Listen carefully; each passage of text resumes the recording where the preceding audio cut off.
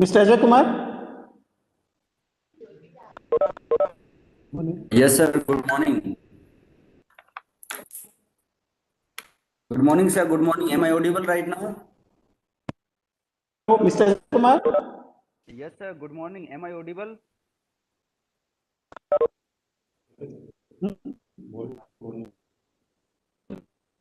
Hello. Hello. Yes, sir. I'm Hello. able to hear your voice. Mr. Ajay Kumar. Yes, sir. Yes, sir. I joined the session. I think am I audible? क्या हो रहा है? Yes, sir, you are audible. Ajay, sir, you are audible. Okay. Thank you, madam.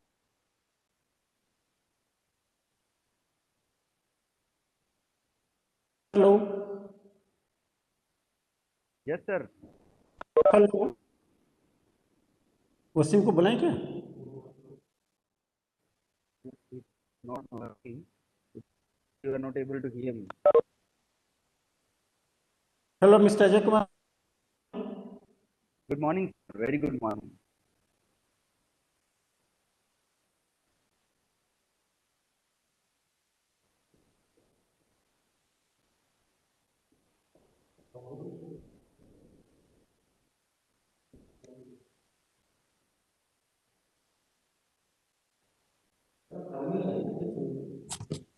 What is it?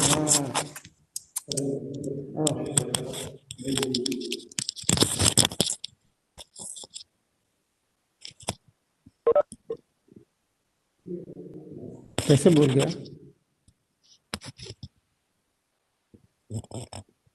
Hello. Good morning. Morning.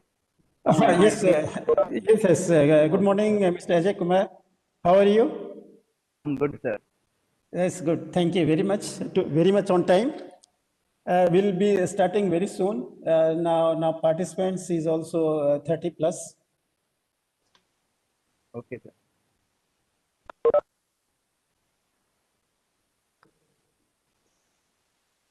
Rathi from Shankara Institutes. So I'll be moderating sessions.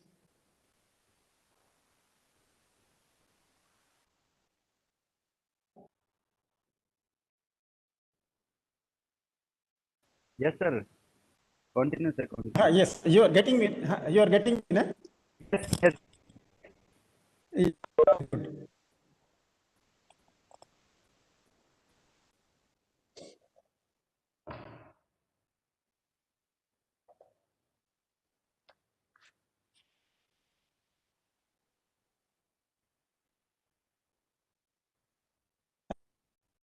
are ready? Yes, I'm ready. Achha. Yes, good morning, participants.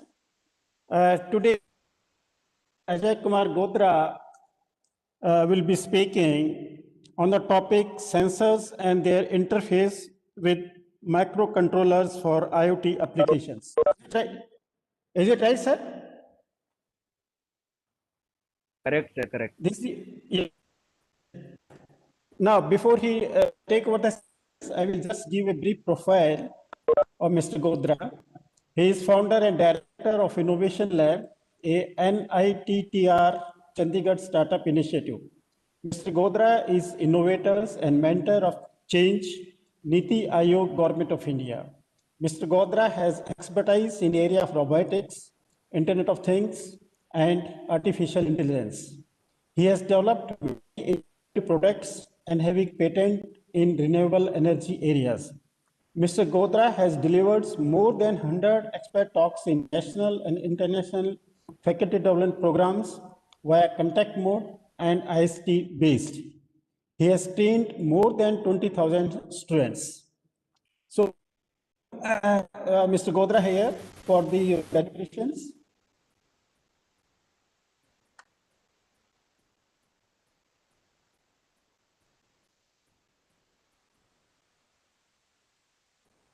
Hello. Yes.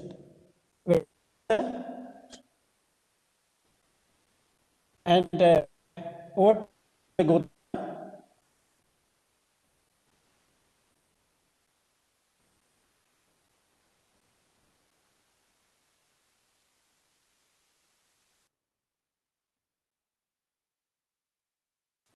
okay, you can start.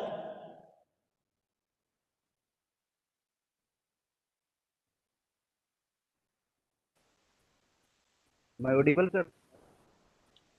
audible. Yes.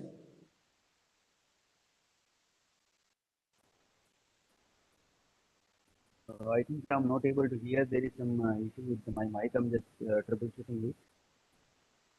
Yes. Your pitch is Should slightly we, slow. You just raise your pitch.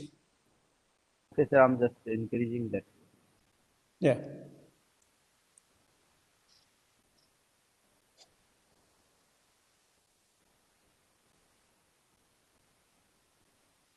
Am I audible right now, sir? Yeah, sir, yes. You proceed. Okay, sir. Thank you. Very You good can morning, start, all the sir. participants here. Okay. So in today's session, we are going to discuss about a very important part, that is microcontroller. So whenever we are designing any kind of IoT application, so what we have to take care about microcontroller. So how we can use different microcontroller for IoT applications. We can design application. So that I'm going to discuss today. So in this, we are going to discuss my development board, that is Arduino Uno, and also I will share with you some latest microcontroller that market. So let me see.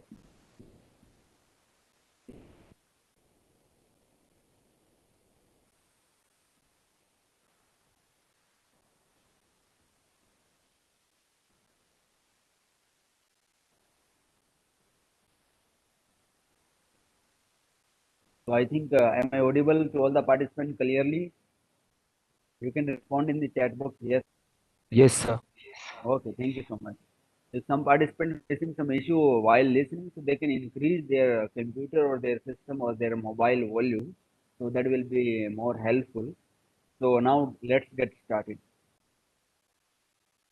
About microcontroller. So if you are not familiar with the microcontroller, how you can start from the beginning. So that also I will how you can interface different sensors without having any kind of hardware, because now in this scenario we have to teach the students, so the students are not able to access laboratory. So what you can do use some simulation tool. With the help of that, you can teach your kids in a very easy way. So that I'm going to tell you today, that how you can interface microcontroller with the sensor, and you can build some interesting applications, and that can be based electronics, that can be based robotics, and that can be based IoT. And also you can build some machine learning algorithm over there, and you can deploy it on the hardware. First of all, we are going to discuss that wonderful tool, that is tinkercad.com. Might be you are familiar about it. So if you are familiar about Tinkercad, so you kindly respond in the chat box yes and no. Accordingly, I will increase my session speed. So you can respond in the chat box yes and no if you are familiar with the Tinkercad.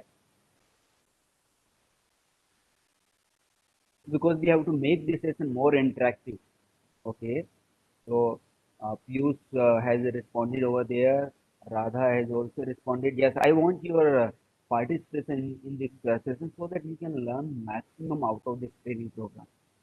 So it would be very much helpful if you are going to respond in the chat box, because there will be no any kind of disturbance here. Kindly respond in the chat box if you are familiar with the Tinkercad. Yes, Pushpa is familiar with the Tinkercad. That's great. Only three participants right now active. It shows that all other participants are not active. So kindly respond over here and show your presence that you are active right now. That's great. Someone with thumbs up. That's great. Yeah. So let's get started. So in this Tinkercad, use it, and two more depth things about the Tinkercad I will let you know today. How you can make cost-effective project on the product also. So open this Tinkercad, a Chrome browser if you are having a Chrome, and if you want to use your mobile, then also you can use that Tinkercad. So I will try to show that how you can use that Tinkercad in a mobile also. There is no mobile app. You can use it in a Chrome browser, and after that you will be able to access it. So I'm going to open it.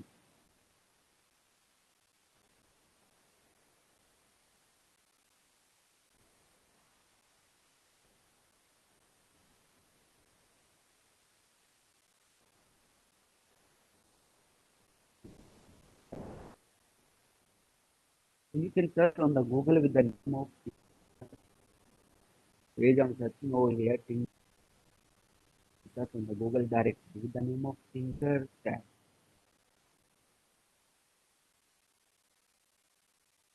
3D design, digital design with the online. So these things you will find over here. So what you have to do over here, you have to open this link. This one I'm going to open it, and after it will look like this. You will able this. So this one is after sign up. So how you can do sign up? Is sharing with you that how you can do that sign up in this. You do sign that I will do sign up.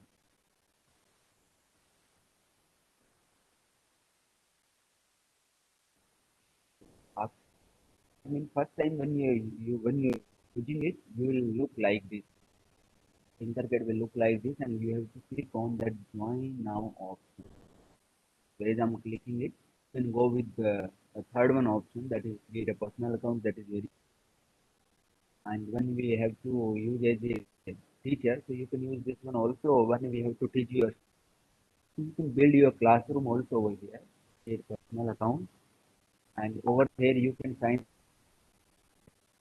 up easily with the email, and you can sign up with the Google if you have signed in your mobile or in your Google Chrome browser with your Gmail. So I have already signed in, so I'm going to open that Intercat with Google. So it will ask about the credential,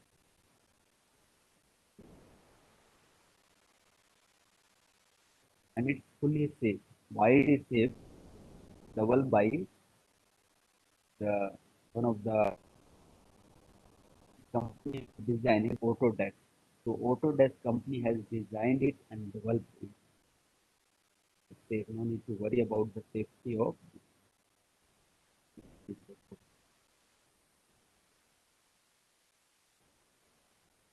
We're doing sign in over here, and from the Tinkercad in your Chrome browser, and you will be able to do sign in with the simple 2 to 3. Now this one is your Tinker. So first we did design. You have to go directly with the circuit. So I'm just going to open that circuit part, and in this part I'm going to build some circuits. I'm going to check it out that how that circuit is working.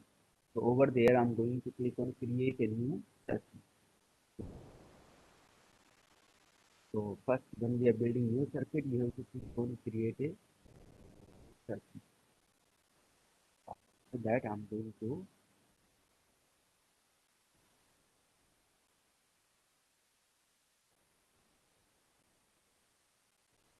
now. After doing this, you will find this dashboard. In this dashboard, find your own circuit. I'm going to open my circuit over here, or going to build some circuit. All other software that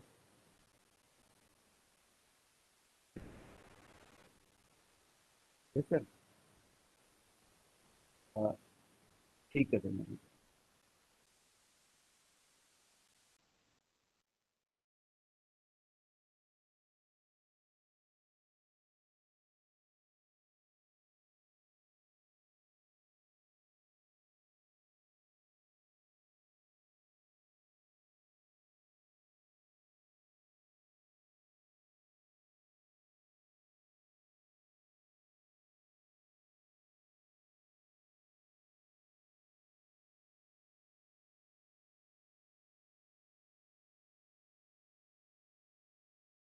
Hello,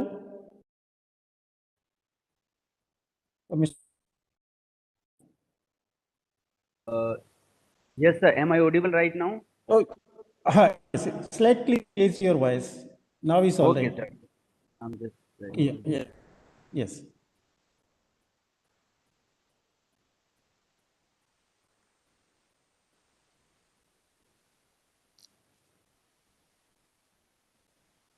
the volume is low right now. Now I think volume is okay, sir. Now it's okay, sir. Okay, thank you.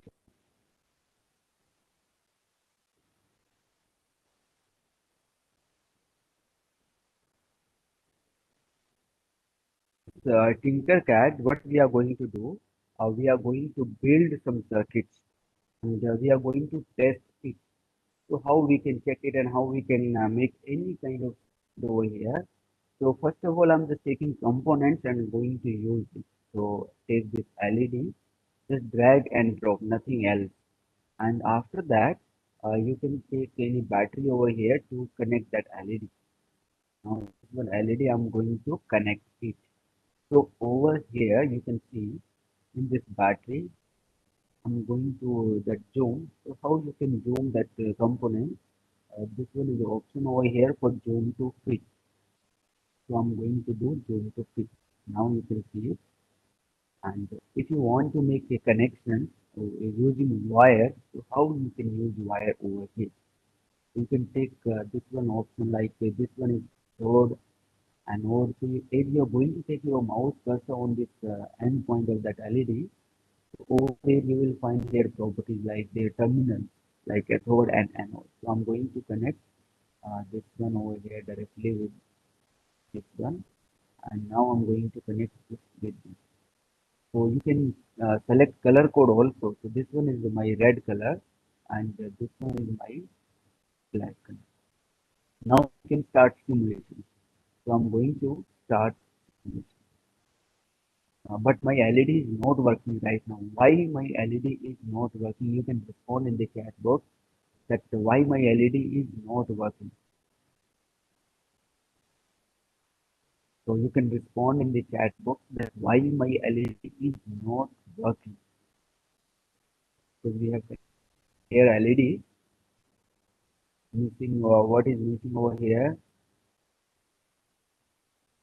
So you can respond in the chat box. Whatever in your mind, you can type in the chat box about this LED, that why this LED is not working, because we have started simulation. So yes, resistance is not connected over here. So okay, very good. But I'm going to connect one resistance also. All participants are so much active now. So that resistance over here, connect it. So you can get this. Now I'm going to LED. My LED is still not working. Why it is so? You can respond in the not working. So I have used the resistance also. So what is the issue over here that my LED is not working? So you can respond in the chat box that why my LED is not working. Yes, voltage. So voltage, what we have to do is what we have to do with the voltage, because for using that voltage we have used over here one resistance, but not working. Very important point. So that left behind, that is the polarity of that LED, because this one is like anode. Anode is always positive and the cathode is negative. So what we did, we have connected the anode with cathode in a reverse order. So I'm going to make a correct connection. So this one is positive and this one is negative. Then I'm going to check out how my LED is working. So my LED got damaged over here. So my LED got damaged. We have to do now, we have to use resistance over here. So now the voltage part is very much important. So what we have to do, we have to connect one resistance over here. So I'm going to connect a resistance, take this resistance and connect it and you can check it.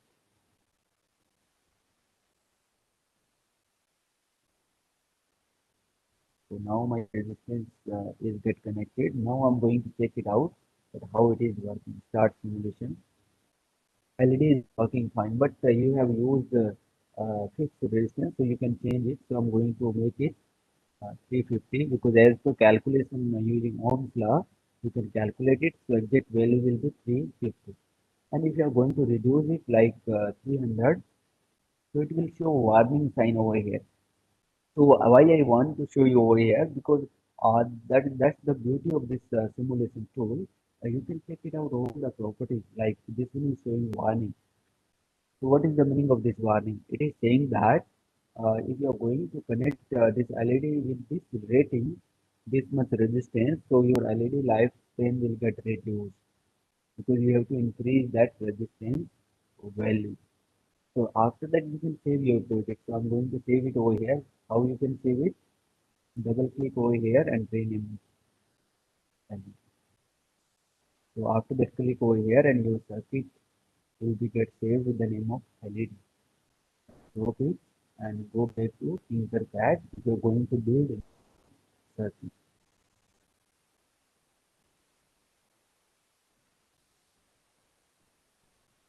Click on create new circuit.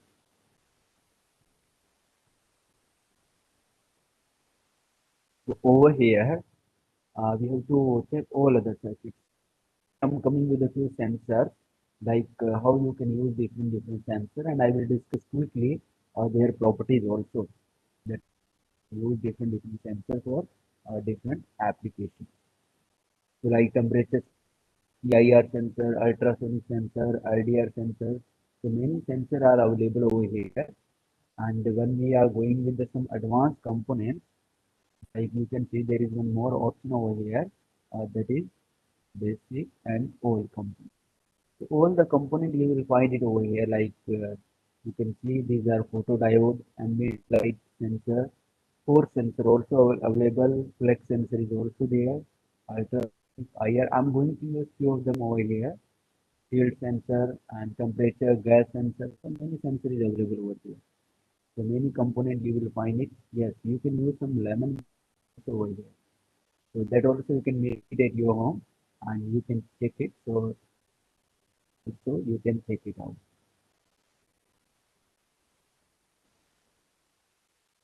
So over here we are going to use lemon battery. That's how it is working. So I'm going to take one LED or whatever, go to the basic component and you will find multimeter also. Take it and check it how it is working. So there you can check it out. Start. So this one is like 670 millivolt we are getting it. So if we want to increase that voltage, connect that circuit in series, or if we want to increase current, we have to parallel. In both of them, like lemon and but we are getting more voltage in a potatoes, so that you can see it.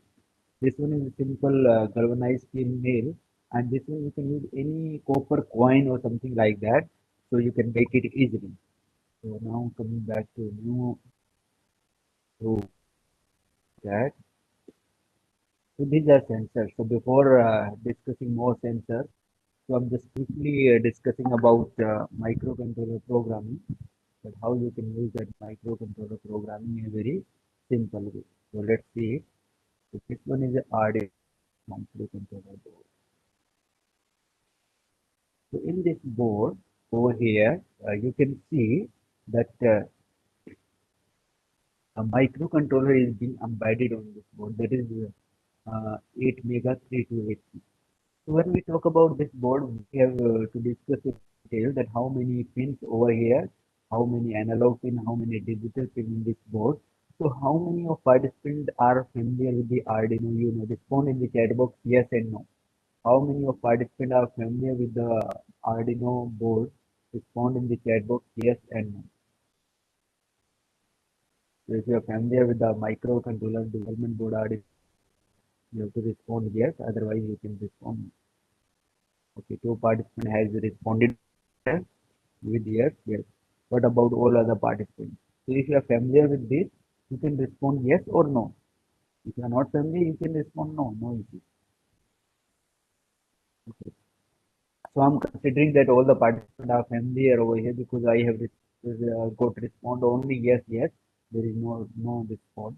So I'm just going to discuss about basic thing about it. So over here you will find digital pin 0 to 30. So these are digital pin and A0 to A5 those analog pins. And these are ground VCC, these are power ports. So in this board, customize own board also because this one is an open source tool. So how you can program it? You can program it in an embedded C. when we are doing it with the hardware, we have to program it using C language or C++, we can call it, and have upload any code. So now I'm going to show that how you can program it. I'm going to connect one LED over here. And if you don't know about the programming, no need to worry about it. So we are going to do over here graphical programming. So I have connected it on the 13 number pin.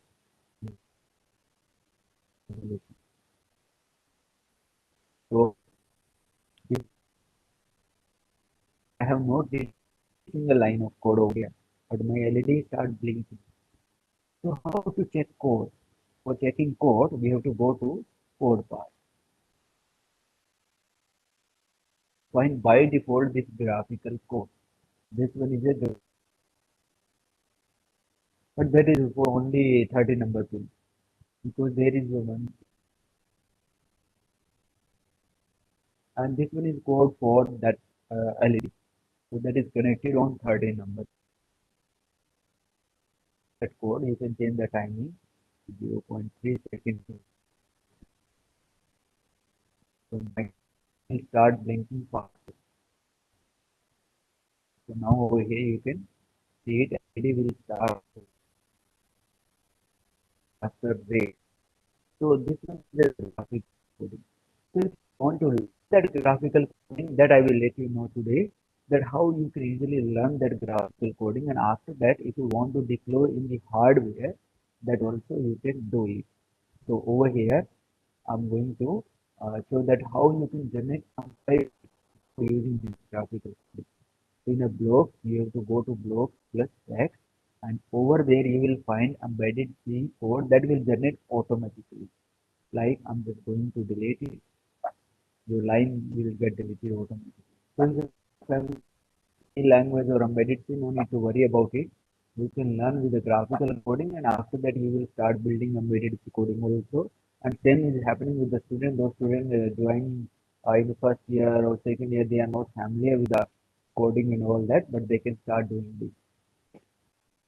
Now what I'm going to do, I'm going to make this code again. So in output you will find base height, in a control you will find delay, and also your code will generate it simultaneously.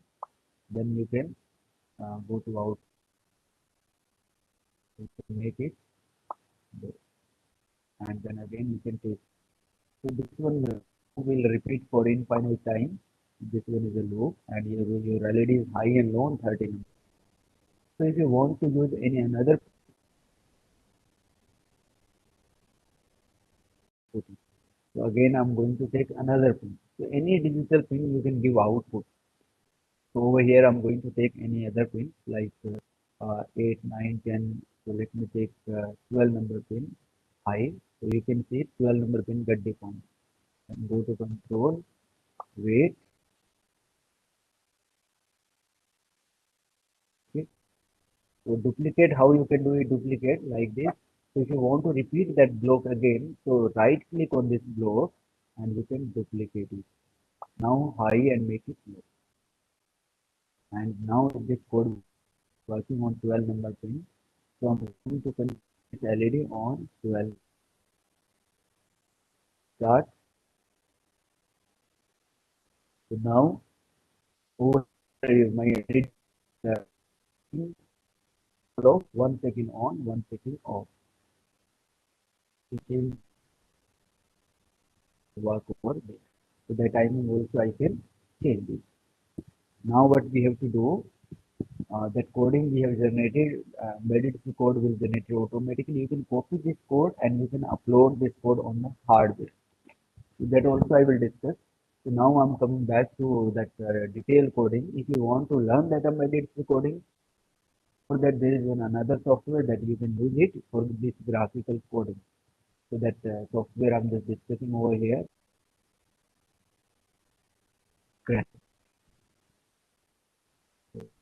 Software you can use it. Yes.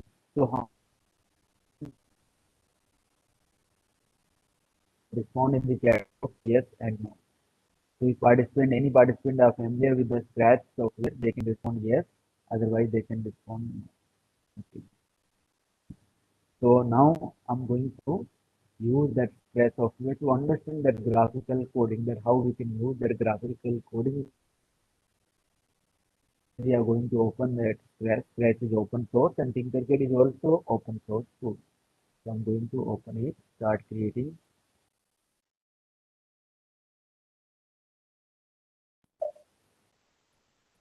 So as your Scratch is being get open, over there you can also simulation, but over there you will not find hardware, but you can find some basic blocks over there, and you can understand their blocks, that how those blocks are working. So like this one is my cat, and I'm going to simulate it. So for that I can use some blocks. So this one is first one motion. You can move it 10 steps, then rotate it 15 steps, then turn 45 degrees.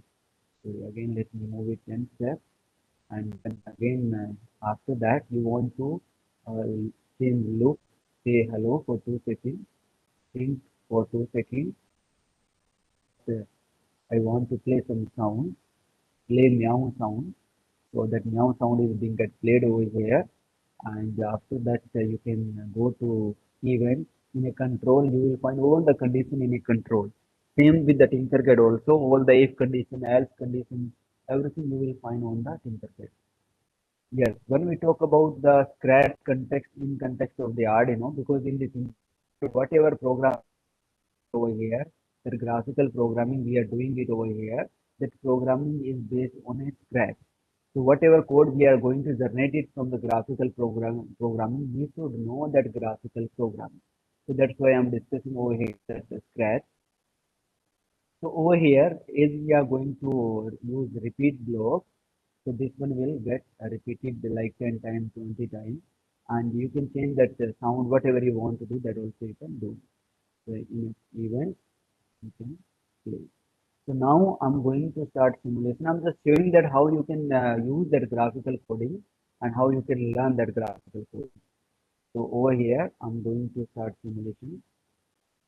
So my will repeat one process and it will say meow. So are you able to hear that cat sound? Yes, cat box. If you are able to hear it, that's great. So this one is a very basic simulation. So you can try it with your own if you want to learn that graphical coding. Like all the blocks, same blocks, or we are using over here in the over here you will find only four blocks. Yes, when we talk about real time working with the Scratch, so over there we cannot work on the real time, but that Scratch coding we are using on this simulation. So Scratch coding we are using over here, and this one code we can put on the hardware. And for that we have to whatever code we are generating over here, we can upload in the hardware, but we cannot work on the real time. Another microcontroller in this Tinkercad, so that microcontroller upload real time, like in a microbit. So in a microbit is also a microcontroller. Over there, you can upload code from the Scratch directly, and you can run it in the real time. Like this Scratch, there is this one option over here. Add find different extension over there. So over there, you will find microbit extension. This. So this is connected. So after adding that microbit, you will be able to do real-time simulation also and real-time deployment on the hardware also. So next Scratch link, so this one Scratch link solid, and we have to do this. So it is showing that there is no Scratch that microbit. So we have to connect. So now coming back to this Tinkercad, so it's not right now that microbit. So that is being used in a school education. But Arduino is popular in a school, college, and everywhere for double. So now we are going to talk about it, that how you can do uh, sensor coding over this. So let's take first of all one sensor I'm going to discuss, that is PIR sensor. So if you are going to make like social distancing gadget, so that also you can use PIR sensor over there. If you are going to make automatic doorbell, then also you can use this PIR sensor. And If you are going to make some application for farmers, so you can build like the wild animal protection using PIR sensor. So that many application of this PIR sensor that I'm going to use it over here. So when we have to check any sensor, so first of all, we have to check their input and output. Over there you will find signal, power and ground, three pins. So as you are going to take, you will able to find pins, and then after that you will able to see their simulation range. So how you can check range, start simulation, and click on the sensor. After starting simulation, click on the sensor. So it will show the range of. So let me decrease that size. Now you can see this one is my sensor and this one is range. You see the range also. So now as I will move my object, sensor will get, so it will detect human being or any living being. There should be two conditions when we are using this sensor. First one is there should be any motion, and second one is there should be a living being. If there is no motion, sensor will give output zero, and this sensor will give digital output, high and low. So if you have to check any sensor, so over there you have to provide that report. So in the sensor voltage is required over here, that is uh, volt by. So let's this over here. So you can the battery or you can find some cell battery. So this one battery I'm going to use to connect this one, but going to change the voltage. So number of count battery you can change it over here. How you can get it? Click over here, and after that you will find battery, three batteries. So now we are getting 4.5 volts because all the batteries are in series. So then go to negative. Negative you have to connect with the ground. So this, and positive you have to connect with the over here that power. You can do color coding also. I'm going to red and this one I'm going to make it black. So after that this one is the output. Need to connect with the LED or with the motor. Like if you are going to make automatic door opening, so you can connect it like this. So this one it with a positive and the so I have motor over here so that you can see it. So that motor is connected with the output of. Now I'm using the sensor without microcontroller. That also you can use it, but with the advantage microcontroller there is more advantage because sometimes we have to make it more reliable, more user friendly, and some application is like that we have to maintain some delay or something like that. So on a specific application, we can use this sensor using Arduino. But I'm using it like sometimes student has to build some cost-effective project. So over there they can use this sensor without microcontroller also. Like if you're going to make your kitchen and your washroom automatic, so over there you can use it directly without microcontroller also, so that you can decrease your product cost. So over here, now I'm not writing any code. I'm going to check it out, start simulation, see how it is working. So when we are starting simulation, so motor is now 80 RPM. So now what I'm going to do, this one is any object or any person. If anyone if coming in front of the door, so door will start opening. You can see motor RPM also showing over here. So mean this one is an automatic door opening project. In similar way, you can make it real time project also, and you can deploy that project on a door. So for that, you have to make some mechanism of the door, motor or whatever actuator you are going to use over there. So that you can make it. So is working. So now if home, when any person enter in a room, light should be turned on. So over there we have to use LED or we can connect AC load also using that relay module. So this is output. I'm going to connect with the positive and this one is negative. Start. So now you can see there is no object. So LED is off. Coming, light is on. Again, if like any object coming, will get off. So now you can replace this LED. So we are going to use the buzzer. So then you will see of this buzzer because this one is a active type buzzer. So when we have the output with or some motor or some bell, so we have to use different buzzer. So this one is positive. I'm just going to check it out that how it is working. Like if you're going to make a doorbell, contactless doorbell during this COVID period. So over there, you start simulation and then you can check it. I think you are able to hear some sound and you can see indication of that buzzer. So in next session, in next project, we are going to discuss that buzzer using that Arduino also, and you are going to get different tone also over there. That you can use it now. I'm coming back to that project that how you can use this sensor using microcontroller. So you can save your project like PIR without microcontroller Arduino. So this one project will be get saved, and you can go back to your pad and you can build your new project. So now I'm going to discuss that how sensor with the microcontroller. So go to again create. So over here I'm going to use this PIR sensor microcontroller. So with microcontroller. So let's take that microcontroller Arduino Uno board. So quickly I'm just doing it because already I did it. So there is 3 terminal signal we have to connect with the digital pin because it will give digital out. So you can connect with any digital pin. So I'm selecting 5 number, make it orange. Orange color I'm going to make it.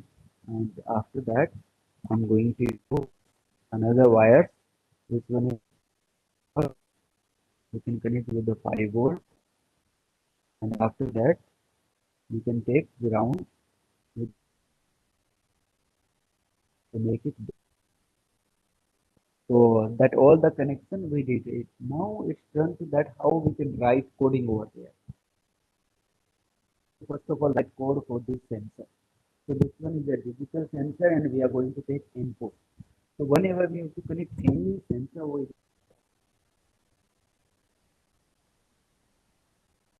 input and you by default this code you can delete it and over here in all the and digital that signal.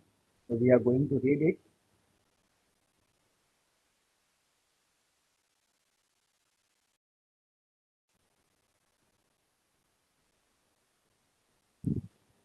So now what we are going to do, we are going to connect it and going to read that signal.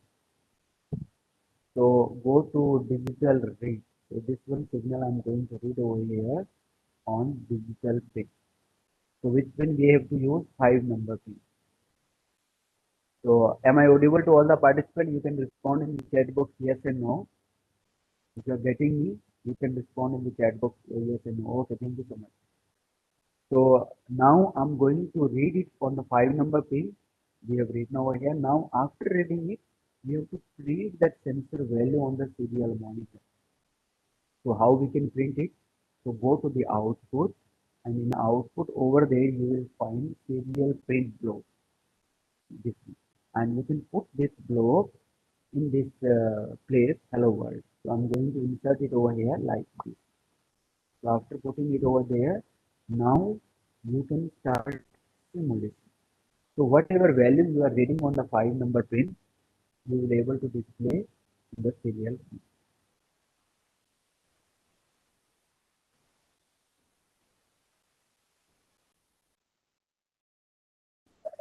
Now over here you can see output is coming that is 0. So now what we have to do, click on the sensor and I'm going to move any object. This one object is taking, I'm going to move it. So output is coming 1. So if there is any motion, so output is coming 1 and otherwise 0. So that is digital signal. We are reading it high and low, 0 and 1 binary logic. We are reading it in microcontroller. Now we have to make our conditions. Like if that sensor is high, we want to turn on light, turn off light, and we want to put some delay, that also we can use it. So now I'm going to write some conditions. So over here in the code, go to the control. In the control, you will find all the condition, if condition, else condition, and the for loop, all the loops and condition you will find it over here. So we are going to use if and else condition over here. So take if and else condition. This one is if and else condition. I'm going to take it. So now I'm going to use it. So first of all, what we have to do, we have to uh, use this condition if and else. But in what value we have to use this condition? We have to use this sensor value that we are going to connect on file number 3. So we have to duplicate this block, or we can take this block again input, read this block, select pin number 5. Because on this value we have to use condition, but it is not getting fitting over here. So we have to go to the map and block, that is comparison block, comparator we can call it. Put it over there. Now you can put your blocks over here. So whenever you are dragging a block, so hold from the front side, and you can put it over there like this. So 3 blocks I have used, 1, 2, 3. Now you can make condition equal to and make it equal to 1. If sensor value equal to 1, what you want to give output? Like you want to give output to the buzzer. So go to the output and play speaker. So take it and select pin number. So I'm going to use any pins like 10. On 10 number pin, I'm going to connect that speaker also. And in else condition, you want to turn off that speaker. So the also turn off and select same pin, that is 10 number pin. So after doing this, what to do? We have to start simulation, but before that, on 10 number pin. So you can connect that buzzer with the positive with the 10 number pin and negative with the ground. So this one you can connect. So after connecting it, you can start simulation. And you can see on the monitor also what output is coming over there. Now a good sound over there when we are using buzzer.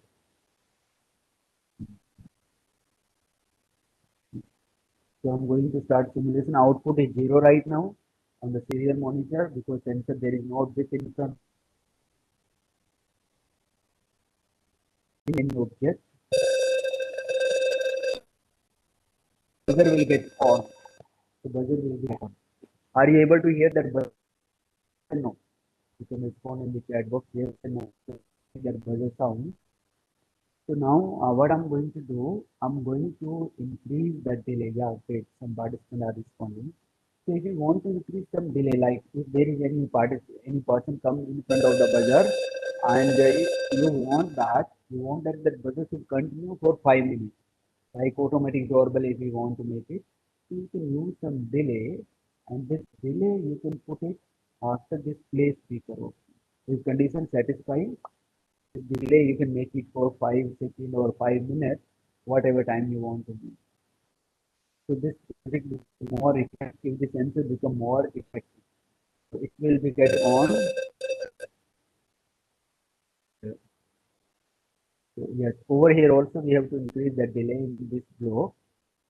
So this will block over here a setting, so you can make it start simulation.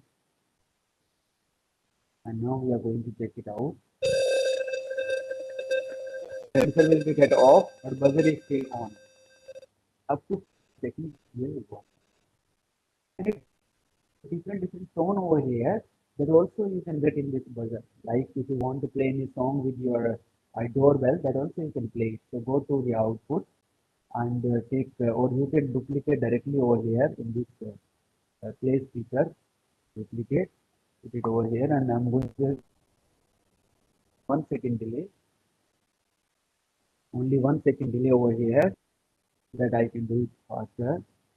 And on this block also I'm going to make one setting. This one you have to change it. This one tone frequency you have to change it. So one I'm going to make it 50 and another is 60. So you can different tone, and if you want to play any music, that also you can play it using that certain tone. So that is I will do that how you can make some piano or something like that.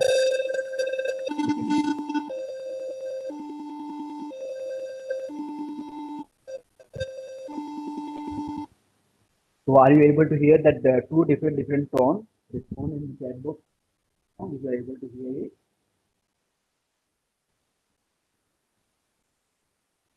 yes, that's now what we are going to do. This is a multi-purpose project. You can build it using the sensor. You can use different sensors.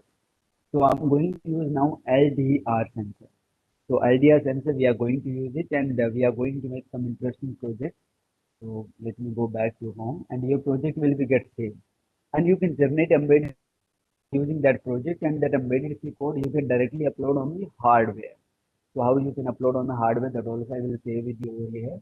So let me share with you an LDR project directly, and after that I will come to making of that project and how you can make interesting project using LDR.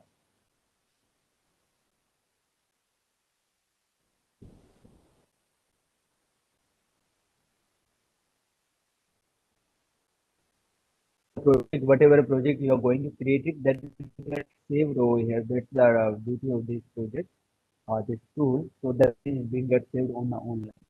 Like you did sign in over here and you made all the projects.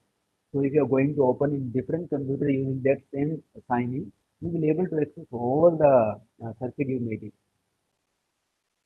Here sensor that we have used it, and this one is a buzzer. So we have connected an LED also for indication. So we are going to get different tone on this buzzer using this LDR.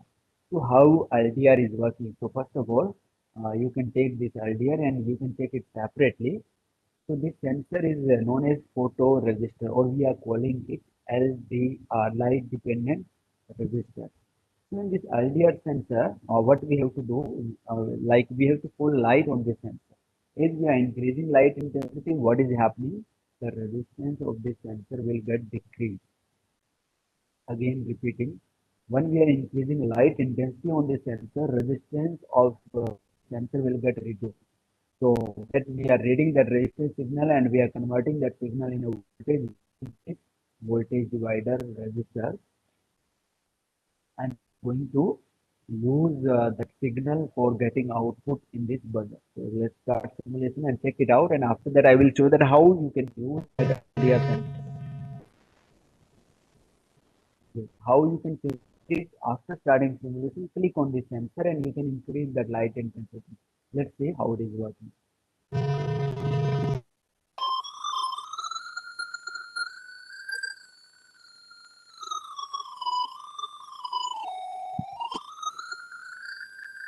I'm taking different tones. You can respond in the chat box, yes and no.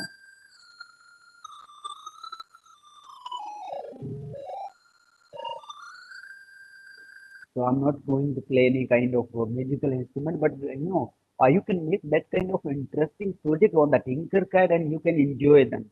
Because when we are teaching to the kids, and if we are going to make it entertainment, they learn faster. They do it with the interest and curiosity. And this one is the tool. You can use it as an online mode also, and no need any kind of hardware. That's the beauty of this Tinkercad tool for sensor interfacing with the microcontroller or making any kind of project in an easy way.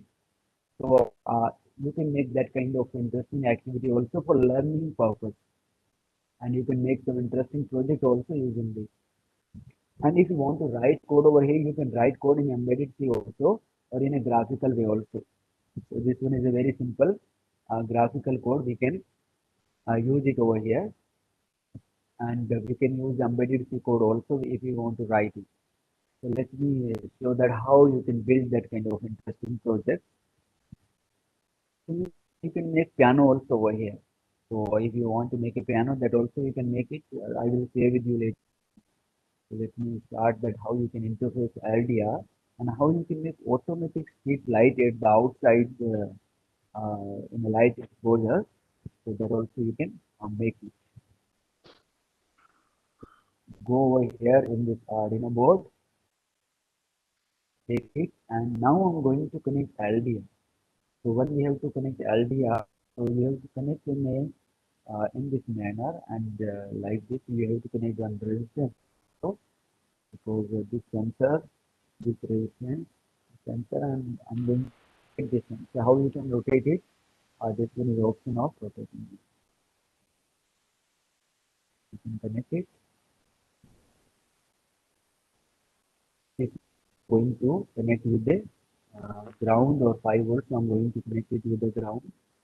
This one I'm going to connect it with 5 volts. This is working as a voltage divider rule. We are using it, and we are going to get output from over here. This output goes to. So if you want to get in a detail about that, how we can make this voltage divider rule, you can watch my more videos on my YouTube channel with the name of Innovate Skill Learning that I will share with you later on. And now, after doing this, you can write code for this one. We are going to read it. To write it, we have to go to the input and take that second option, that is read analog. Select this pin A0, and now after that go to the output, use serial print to print that value over here like this. And after printing it, you can start simulation. You are reading over here 0 to 5 volt in this thing, but when we are printing on the serial monitor, value will be in the format of 0 to 1023. Why it is so? Reason behind that, there is inbuilt ADC in a microcontroller. So if you want to know that how that ADC is working, so let me try to explain it over here.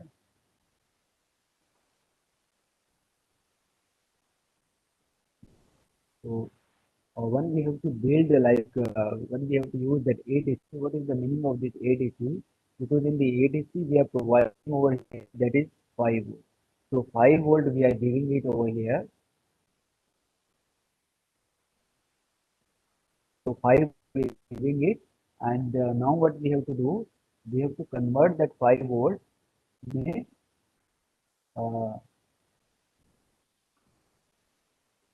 so that 5 volt we are reading it over here in this pin A0 pin. But it is reading in the format of 023. Reason behind that, there is 10-bit ADC. 10-bit ADC. So 10-bit ADC we are using it over here. What is the meaning of 10-bit ADC? It means 2 raised to power 10. 2 raised to power 10. That is equal to 1023. That is equal to 1023. 1023.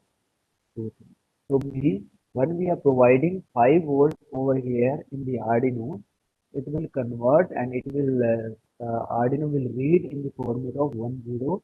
2 raised to power 10, that is equal to 1024, but we are counting 0 also over here.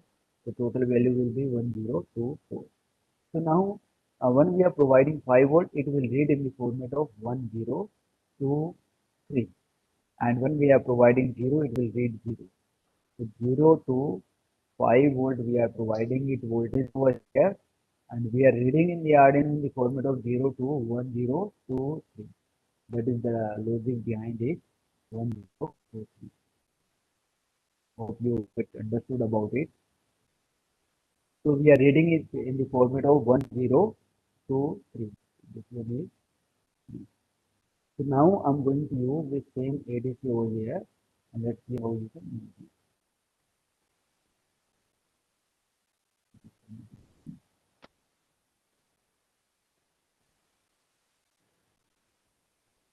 So how you can write code for that?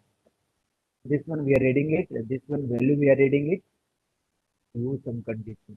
Go to control, same condition like earlier we have used if and else condition.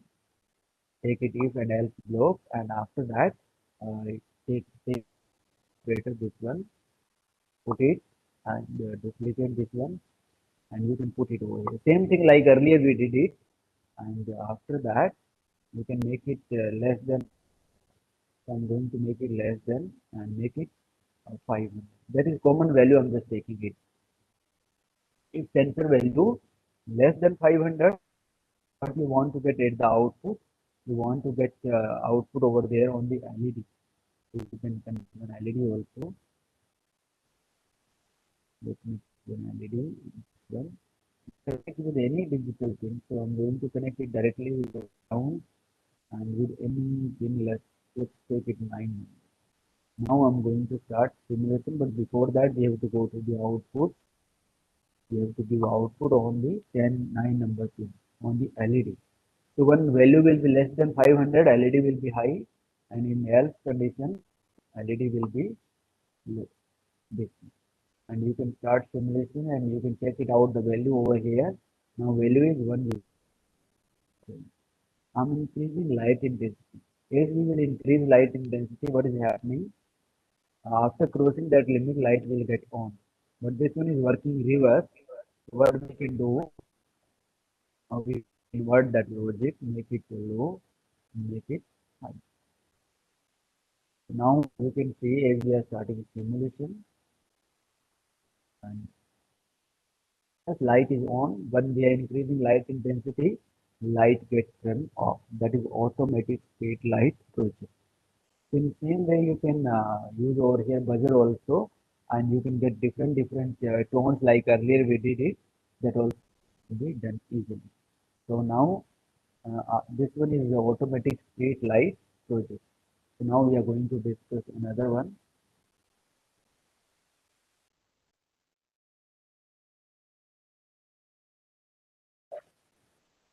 So over here, I'm going to create a new circuit. So now we are going to make a social distancing gadget using ultrasonic sensor. So like in this scenario, we are fighting with the COVID. So if you are going to build something related to COVID, that also you can build it. So we are going to use over here, that is ultrasonic sensor. So this is ultrasonic sensor, and over here, if you are going to start simulation, you can check it out their range also. So approximate 320 centimeters, it will work. So now over here I'm going to check it out. This one is distance 113, and you can see the maximum distance it can measure approximate 320, 320 approximate. So as you are going out of this distance, it will not read it.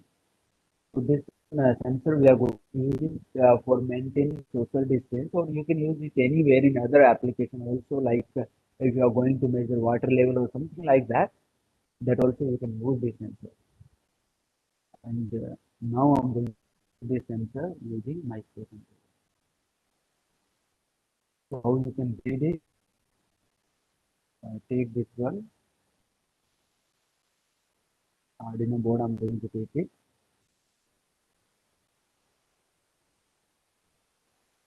So same connection we have to do it. This one is ground. Ground we have to connect with the ground. I'm just doing it quickly. Then we can discuss more things. Go to signal 80. If you're doing it, you can respond with a thumbs up and respond with the yes if you're enjoying this session. So I will get more motivated and I will say more and more projects over here. So 5 volt we have to connect it over here, and signal we have connected with AG. You can connect the signal pin with the analog pin also. You will connect with any digital pin with the color of black. So thank you so much. Lot of yes response I'm getting it. That's great. It shows that you are so much active and you are so much keen to learn about it. Let's make it green or orange. So now I'm going to write code over here. So delete it. Go to input. In the input, you will find the read ultrasonic distance. So over there, you have to select pin A0, and after that, you have to print that value on serial monitor that we did it earlier. Now, after that, you can check it on the serial monitor.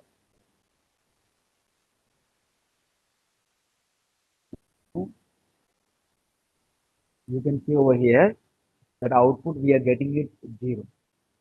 Why it is so? We have not selected pin number over here, so we are using 5 number pin. Select 5 number. And now after doing this, you can start simulation again, and you can move your sensor in this side, and output distance is coming 336 because this one is out of range. This one is out of range. So now I'm bringing over here 73 centimeter. 73 is the reading Arduino. So this one is real distance. So now if you are increasing it 226, you are getting 226. Now you can in your project. So now you have to tell me that how much centimeter in a 2 gauge. So tell me, and that value I'm going to set it over here for making social distancing gadget. Just do it fast. So how centimeter in a 2 gauge. So like as government is saying that let me know in a centimeter. So because that value I'm going to set it over here. So over here we have to go to control and use if and else, and I'm going to make a social distancing gadget using this. So go to math.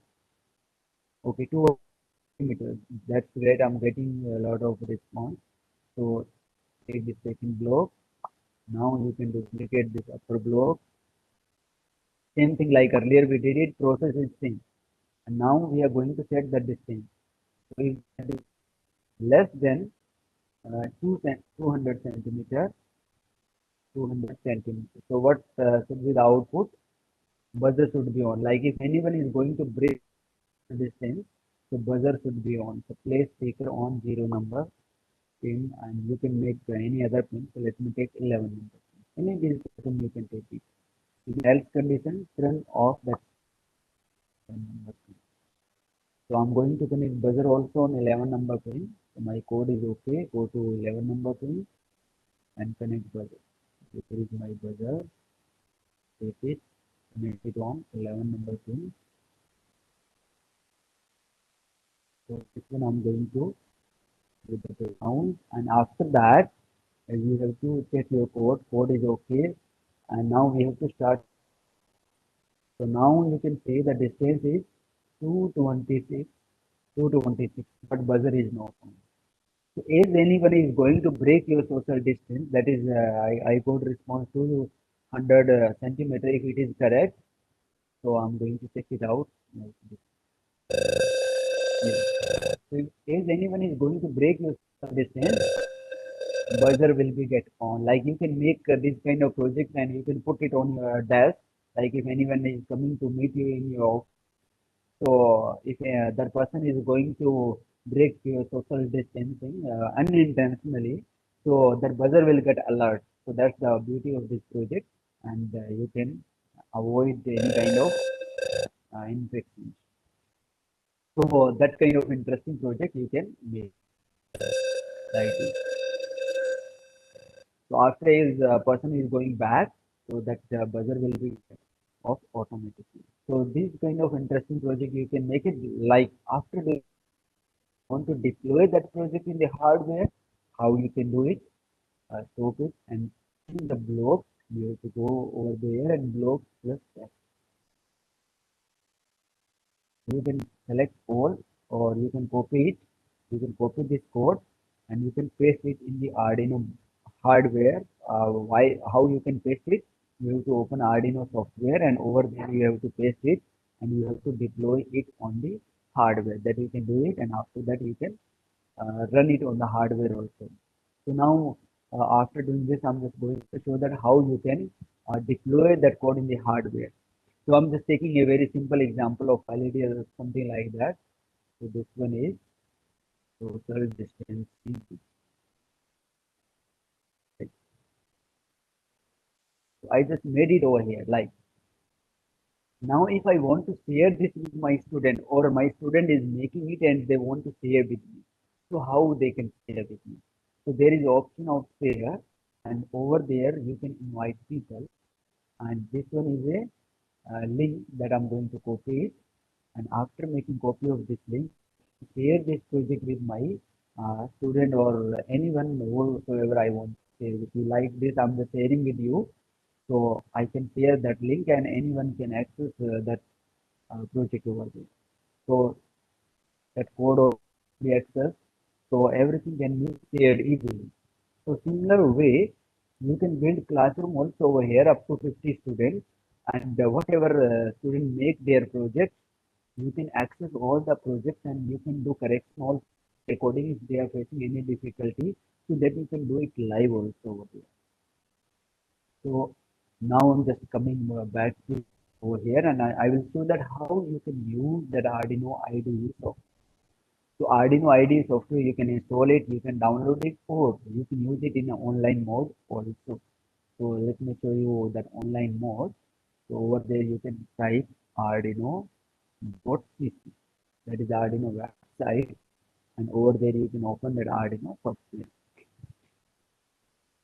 So over here, so I'm going to click on this dot, and you can go to Arduino editor. So in Arduino web editor, as you need, so it will ask about sign up, and after that you will able to access Arduino software on a cloud. So I'm going to do sign up here.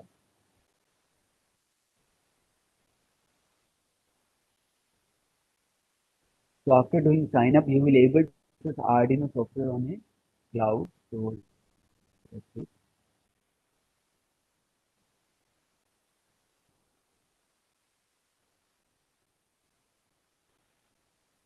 So in sign up, you access it. Let it get started. So over here is going to sign up. This one I'm using Arduino software on a cloud. So meanwhile, I'm going to make some project also over here, like LED blinking. I'm going to make it over here, and that I'm going to connect on the hardware. I'm going to use my hardware over here. I will show how you can upload that code on the hardware. So just take the Arduino board and connect one LED.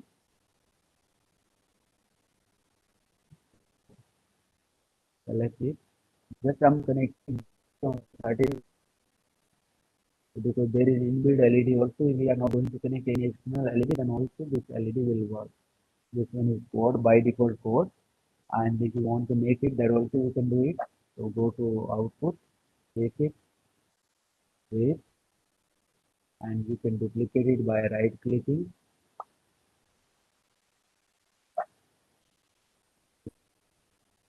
You can duplicate it, okay, make it close. Now you can go to block plus text. This one code will generate it. You can copy this code. So I'm going to copy it, and you can go to the Arduino web editor, and over there you can paste that code. This one we have pasted that code, and now I'm going to upload hardware. So downloading any software. So that code I'm going to upload it. So for that, I'm just sharing with you my camera. If you are able to see it, you can check it out. This one is my Arduino board. So in this Arduino board, I'm going to connect with the USB, and after that, this one is my Arduino cable. So that cable I'm going to connect with my computer. Meanwhile, as I will connect my cable, you can see over here in Arduino, so the port is not connected. So as I'm going to connect my computer with my Arduino, so this port over there you will find some port if it is connected correctly. So wait, and after that you will able to access the port number over here. So still it has not shown any port.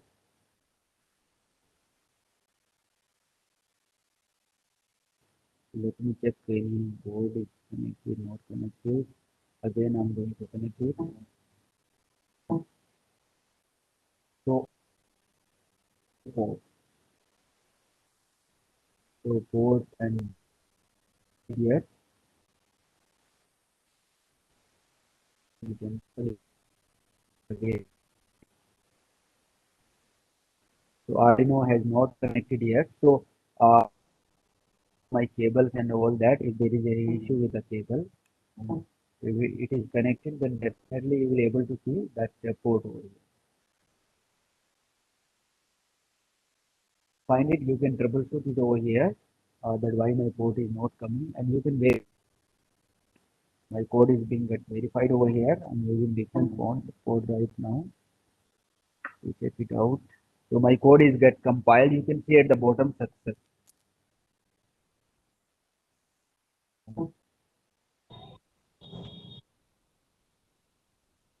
It out my code. My no. Am I audible? Yes, sir. Very much. Okay, okay, thank you. So now over here, Yes. Arduino board, I'm Just, going to check it just out. excuse me, sir. Mr. Ajay, just excuse me. Last Yes. few minutes you can leave for doubts, queries for the participants, because the session will be over by 11:30. Okay, sir. Okay, Okay. okay, sir. Yeah. So now I'm just going to check it out again. I'm going to refresh it. Going to check it out. Yes, now you can see the Arduino COM 64, 61, 64 is showing over here. Earlier it was showing cross over here. Now again I'm going to paste my code and I'm going to upload it on the hard.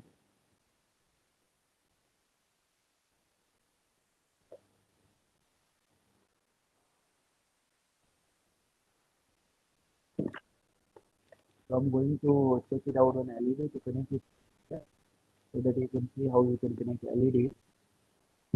So my code is get uploaded. Now you can see the LED is blinking. That is 30 number LED.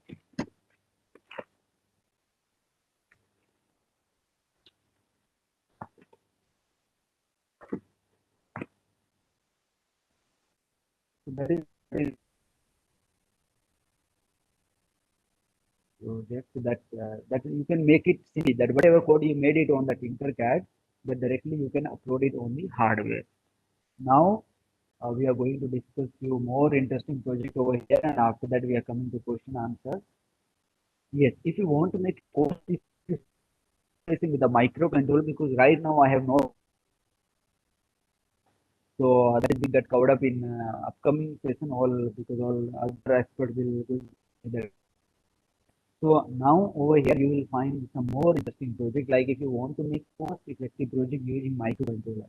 So when we are making any product, so for that you no need to use Arduino board. So you can use some customized board also like this. This one is a Arduino 8. This one is not a Arduino. It's a 8 microcontroller. So using this 8 microcontroller, you can make automatic light, whatever you want to make it, that you can make it easily. So over here I'm going to save it, see it, how it is working.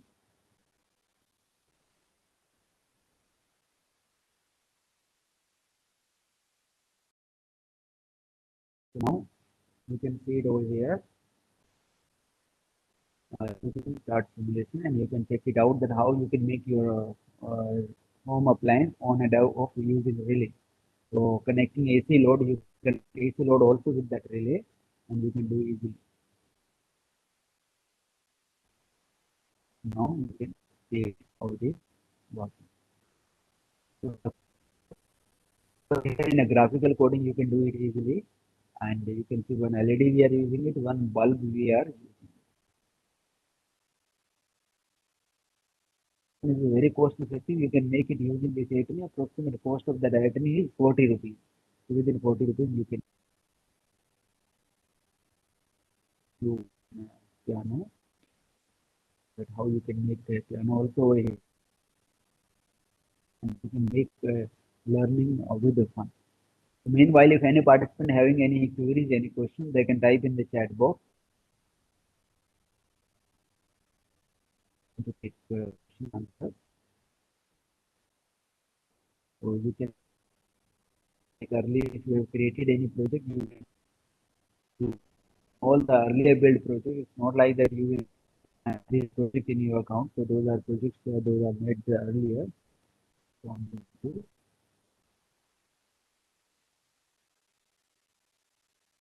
let it get open. This one is the piano project. We are going to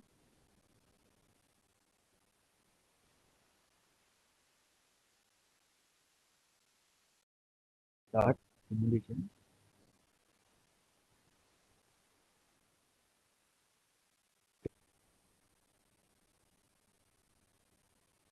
This piano like Sargam you can play. Just try to you will be able to recognize this star, a gamma, pa, dani, sa.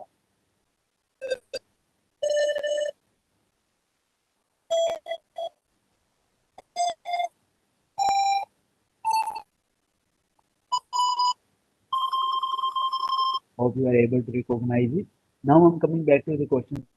Any participant having any kind of queries, they can type over here in the chat box. But before that, I'm sharing with you my contact detail. If any participant face any difficulty while making any project, they feel free to contact me. These are my contact details, and you can WhatsApp me, you can mail me, and you can call me also if your requirements. So as I will get free, I will respond you as soon as possible. So these are my contact details. So now I'm coming. If any participant having any kind of queries, doubt, they can ask over here.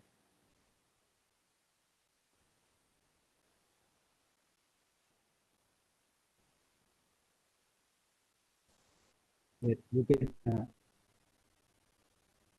queries if any participant having any kind of queries, share over here in the chat. Or they can unmute their mic also.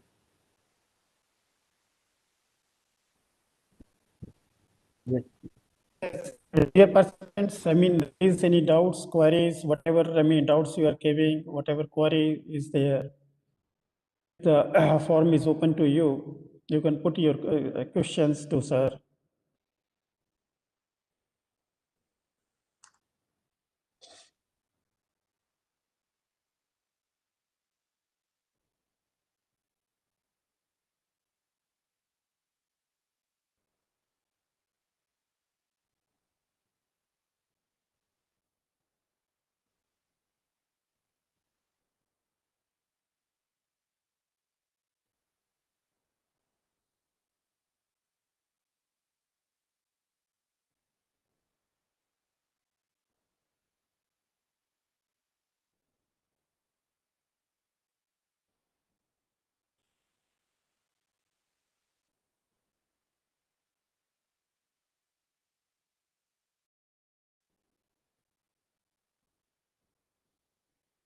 Sir, one, is it possible to control the keyboard using Arduino? If you want to control that keyboard using Arduino, that also you can control it. Like if you want to like press any specific keys or specific buttons over there in the keyboard, that also you can make it. So one you can make it a mechanical structure over there in the keyboard, and you can connect some servo motors over there. And otherwise you can read electronically also. Like if you want to press any specific key, so that command you can send it on the computer and you will able to control that keyboard also.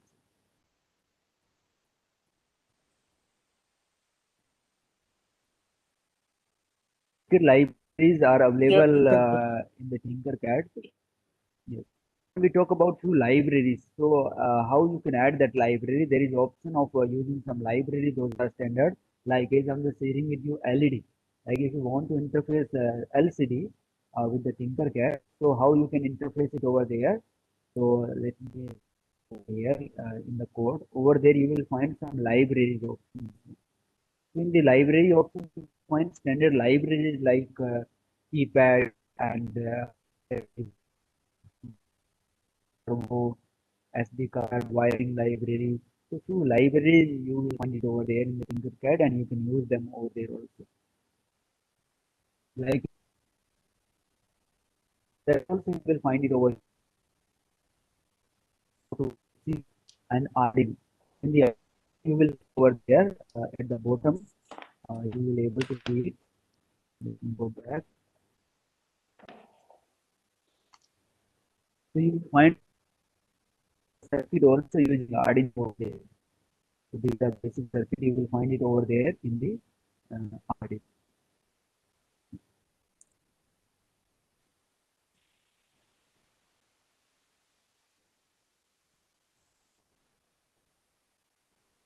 If they if any participant having, they can ask over here.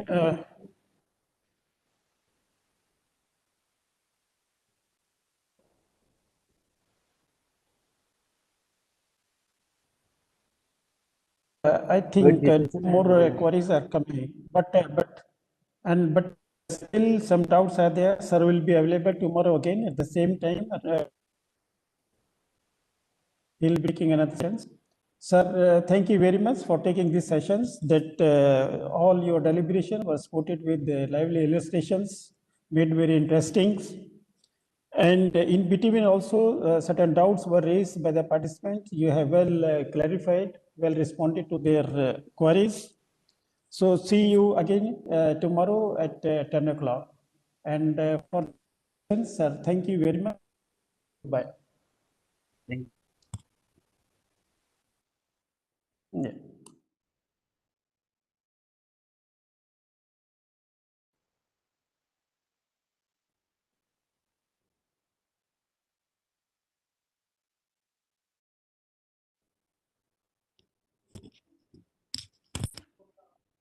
रह गया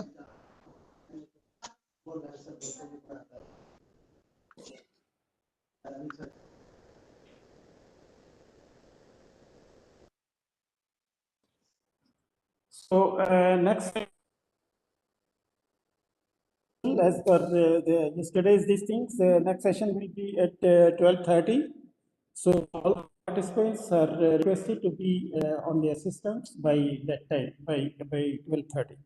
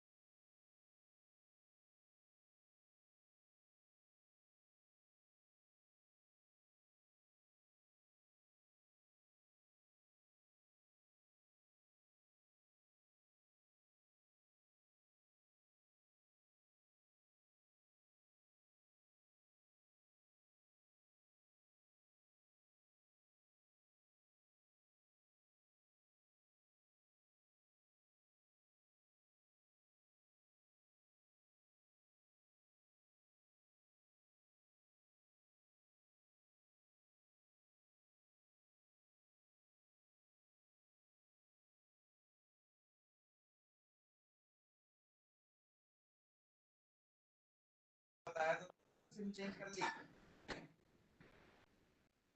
यार, बताया था मैंने।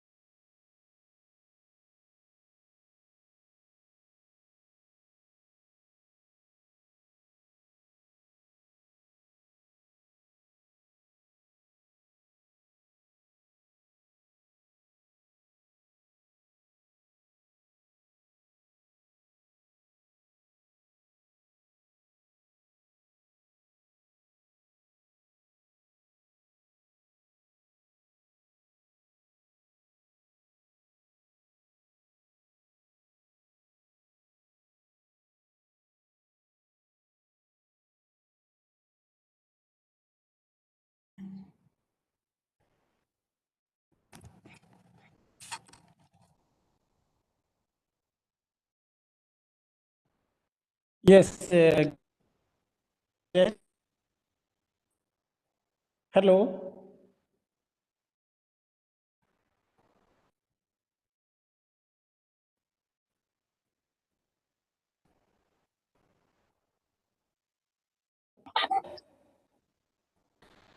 Hello. Hello, Doctor. Yes. Hello, Dr. Tapan Jain. Can you get me? Yes, I can hear you. Yes. Am I audible to you? Yes, sir. Yes, you are very much audible. Shankara Group of Institutions. I will be with you throughout the sessions, moderating the entire discussions. So we can, start. Let me wait for another few minutes. Sure, no problem. Yes. Yeah.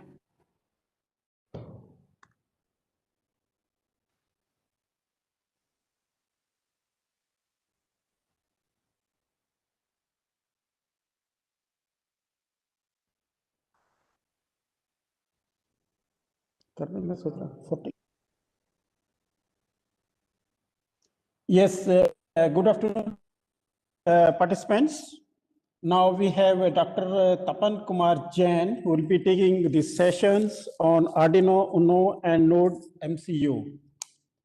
Before he take over the session, I just give a brief profile of Dr. Tapan Kumar Jain. Dr. Tapan Kumar Jain is working as the head of the Department in Electronics and Communication Engineering at the Institute of Information Technology, Nagpur. Dr. Jain has approximate experience of industrial as well as academic experience. He has recently conducted 5 AIC training and learning academy faculty development programs on Internet of Things. Dr. Tapan Kumar Jain has close to 20 publications in international conferences and journals. His research area comprises of wireless sensor network, IoT, data science. Currently, Dr. Tapan Kumar Jain 5 research scholars in the wireless communications and cognitive radio. So over to you, sirs. Before our participant had the sessions on sensors and their interface with microcontrollers for IoT applications. So this is the second session for today. So, sir, all the best. We see you here and you.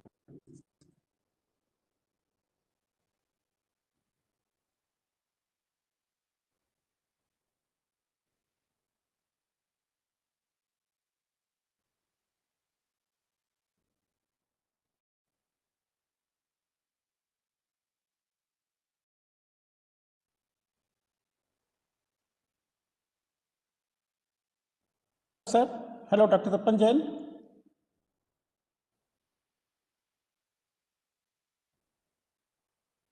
Okay.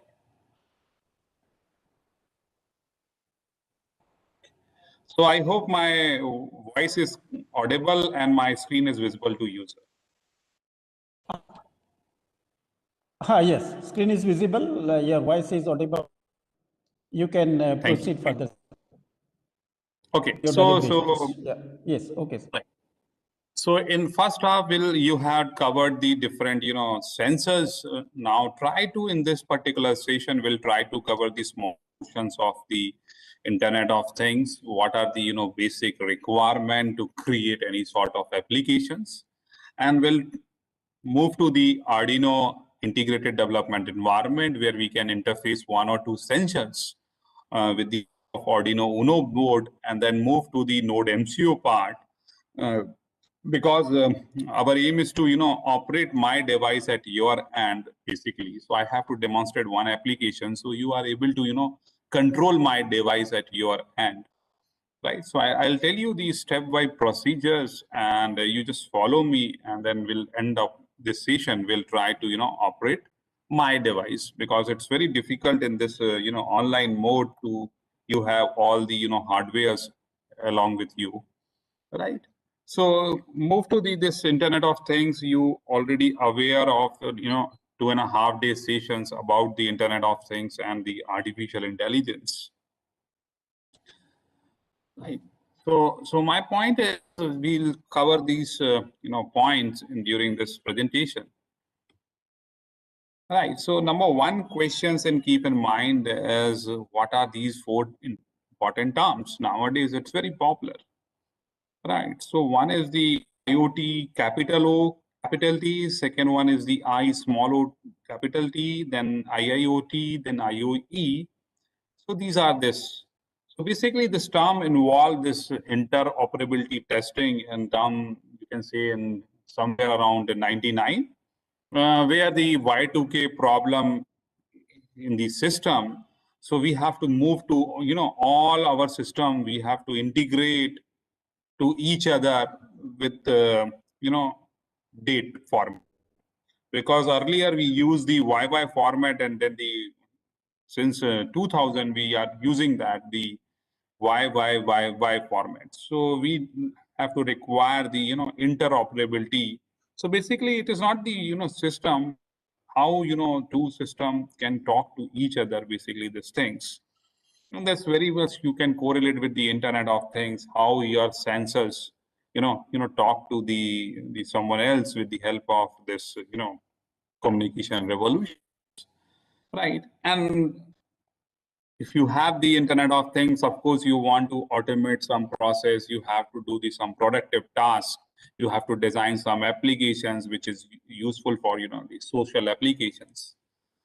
So a lot of variety of applications is available. So Internet of Things, basically the small word, you can say that you can make some, small prototype for, the academic purpose or demonstration purpose. But the actual implementation, when we go for the, the online real-time applications, then the sensor have the different data suites. Right? So for example, if I can demonstrate my temperature sensor is work on 0 to 40 degree or 50 degree, right? DHT11. But if you the same DHT11 you want to install onto the Airbus or aeroplane or some fighter jets kind of thing. So when your plane is take off, so in the runway the temperature is somewhere around 25, 26 up to 50, 52. When it's moved to the higher positions, then the temperature is very less, somewhere around -40 in the altitude of somewhere around 3,000 feet height. So that the temperature sensor work in the -40 degree to +50 degree in the environment, and also we have the lots of mechanized motors in the Airbus or plane, so that the heat is generated inside that the engine, so that you have to. So that heat is, the temperature range is very high. So the same sensors will work on the very small range. Small means very, less value, like -40 to the work on the +50 degree environment or more than that inside the engine. So the different, technique to design these kind of sensors. So the IoT, you can say the industrial IoT is the advanced part of Internet. IoT, the sensing are more accurate and they have work on the very dynamic range. Then when the amalgamation of all these things, make a system is nowadays Internet of Things. So we'll focus on the everything, right? So how you can accommodate the different thrust areas like machine learning, blockchain, artificial intelligence, cyber physical systems, sensor networks, the normal local networks. How can we incorporate these terms into our applications, right? Cloud computings. So a lot of things are involved in this case. So we'll discuss with the help of one application. Right. So basically, this term was proposed by Kevin Austin in '99. He worked on the MIT Center of Autodesk ID Center. Basically, it work on the RFID, and during the meeting, it proposes the name of Internet of Things. And Internet of Things is also named as machine to machine, but the things means basically Internet means nowadays you can use the internet through your Wi-Fi system or 3G or 4G or 5G systems, any GSM technology. Why we use the internet? Because we want to, publish our information globally.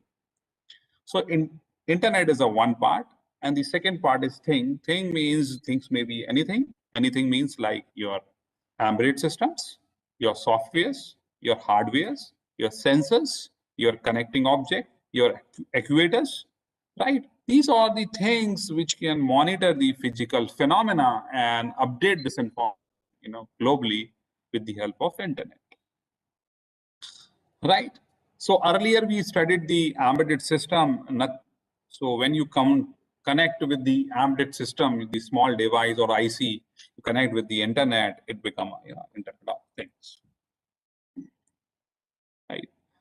So this is the IoT revolution we have, because it is already a third day, so we cannot cover this portion. We will move to the the further slide. So why it is Internet of Things is very popular. Why we are using this Internet of Things everywhere? Because now you can table and you can compare with this table, right? So there are more devices tapping into the internet than the people are on Earth. So if you look at the data in 2003, the world population is somewhere around 6.3 billion, and the connected device, this overall device, is 0.5 billion. Then you know, person, the device ratio is only 0.08. But in the same line, compare with current 2020 last year data, the world population is 7.6 billion, whereas the connected device is 50 billion. Almost the one person having connected with around 7 devices or 7 sensors, right? So lots of demand in last 17 years. Although it is not very old branch, because the Cave and Austin proposed in somewhere around 1999 and 2000. So in 20 years, the lots of development in this particular field. But we have to, design our device such wisely or intelligently, and we have to design the overall architecture of this kind of systems, because now the number of devices is keep on increasing day by day. So how do we accommodate, right? So that is the biggest challenge in this case. Design, take one kind of sensors, put into the board, and publish one paper or make a product. It not suffices our purpose. You have to intelligently design. So for example, the mobile phone. So why we cannot use the mobile phone as a board, Arduino Uno board? So there some kind of provision, so we can attach directly some other external sensors like the C type or micro USB, and take out the readings and publish this reading in the globally, like that. Okay, so these type of intelligent systems you have to require. For example, so everybody knows that the Skype for the interaction purpose or video call purpose. Earlier we used the Skype. So in USA there is a they install the antenna of Skype antenna in the different places. So you don't use own device internet, you just connect your device at that particular Wi-Fi network, and that Wi-Fi is only used especially for the Skype calling, not any other applications. Why? Because they want to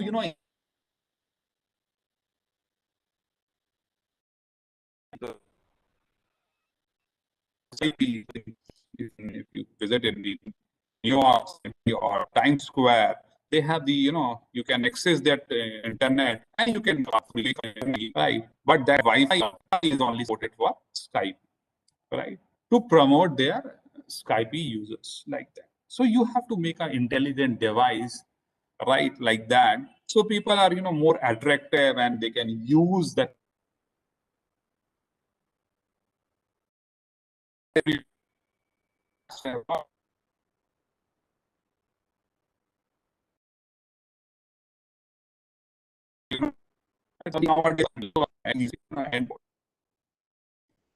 So we have to work on like that, right? And these kind of concept are, people are using these in a smart city as well.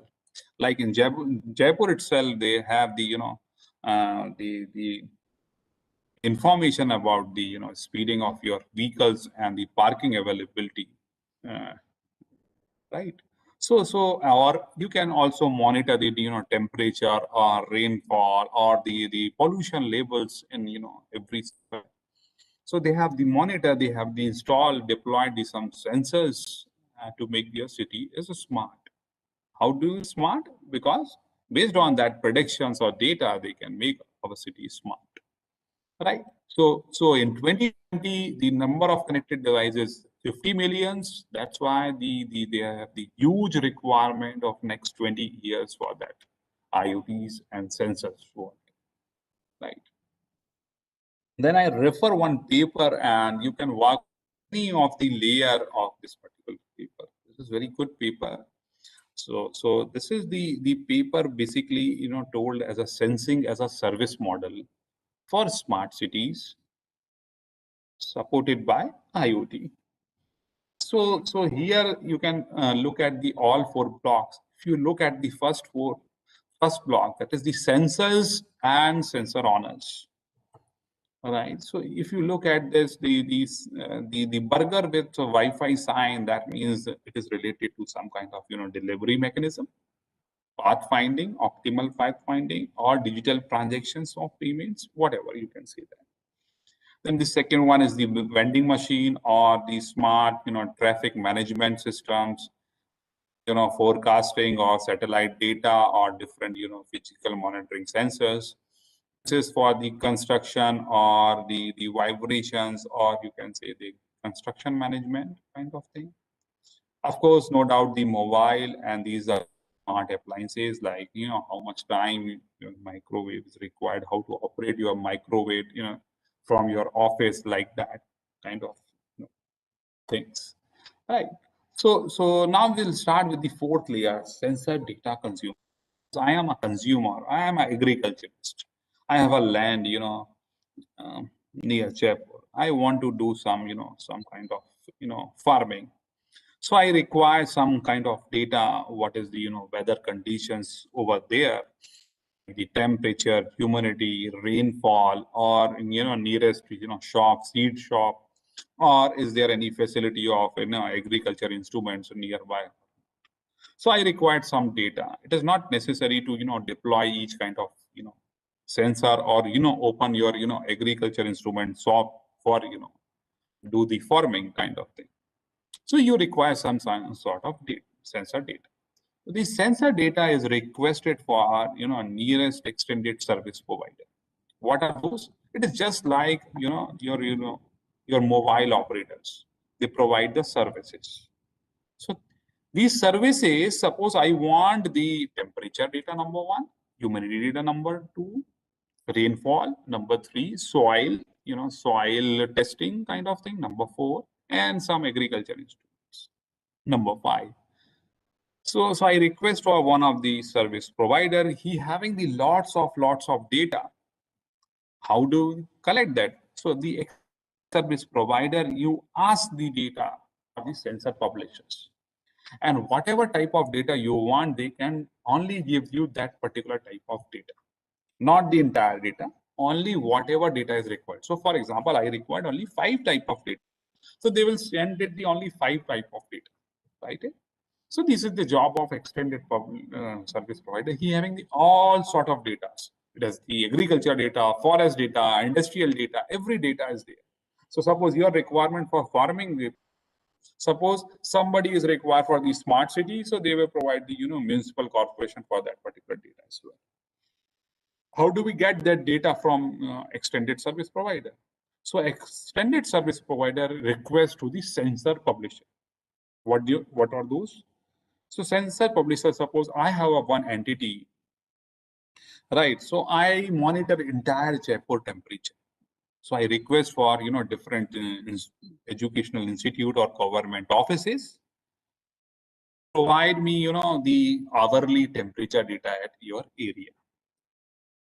Because it is not possible to every service provider install their own sensor in entire city or state or entire country. So they divide, they demand for, suppose for the red one, they demand for temperature, for blue one, they demand for humidity, green for some, CO or nitrogen, pollution controlled parameters, right? So what is the job of sensor publisher? They contact to respective, authorities, educational institute, offices, colonies to give the data. On data, they can some prediction. So they can contact to individual sensor and their owners. So this is a very beautiful, explanation in this paper, sensing as a service model. So it is not required to you work on all 4 layers. You work on only one particular layer also, and you can make a job, right? Then move to the, what are the different, basic building blocks. As you aware that, the layer, 5 layer or 7 layer, where you can study that. The physical layer, then the second one is the the data link layer, then the network layer, then the transport layer, then application layer. These are the 5 layers concept. If you tell that 7 layers, the 7 layer also is available like presentation and session layer as well. So I divided my IoT building block in these 4 layers. Basically, it is a virtual layer, right? Or indirectly, they are connected because there's only one, particular application. But we, for the purpose or to the moduling of my job, I can divide into the 4 layers. So these are the sensors and connectivity layer, with the gateway and network layer, the management service layer, and then move to the application layer, like that. So first you have to decide, number one, what type of application you want to design. Why? Because whenever first you design the application, then only you are, choose the best sensor for that particular application, right? So number one is the sensor connectivity and network, which is indirectly connected to whatever kind of application you want to make. So in this, they have the sensor network, as forming this small tiny nodes. They can talk to each other. They can share the information to one particular, base station. So we have to form some central network. Then the sensors and actuators. Sensor basically a transducer, which converted the physical phenomena into the electrical one, like that. Actuator means based on the sensor value, if you operate some other device based on that particular value of sensor, that is known as the actuators. Then RFID tag, barcodes, or software, hardware, embedded system, chips. These are all the part of this sensors, connectivity, and network. And of course, they talk to each other with the small networks. So you have to use some gateway and network module. You can use the gateway control or Ethernet or Wi-Fi or wide area networks. Now people are working on the IPv6 or LoRa, low for short range communication. Also, they are using like a lot of the connectivity communication protocol is available. Once you have this, you have to segregate data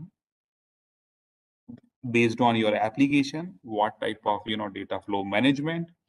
Is there security features involved or not? How to model my entire circuit? How to configure it? Type of request you want to send? How to manage these requested? These all come into the management service layer.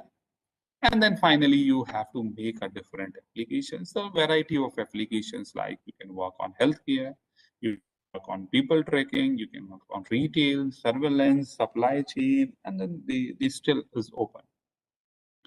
But the most of the people are interested to work on, I suppose, for agriculture or forest applications. So we also look at on the next slide. So what is the contribution for that? So we had already talked about these things.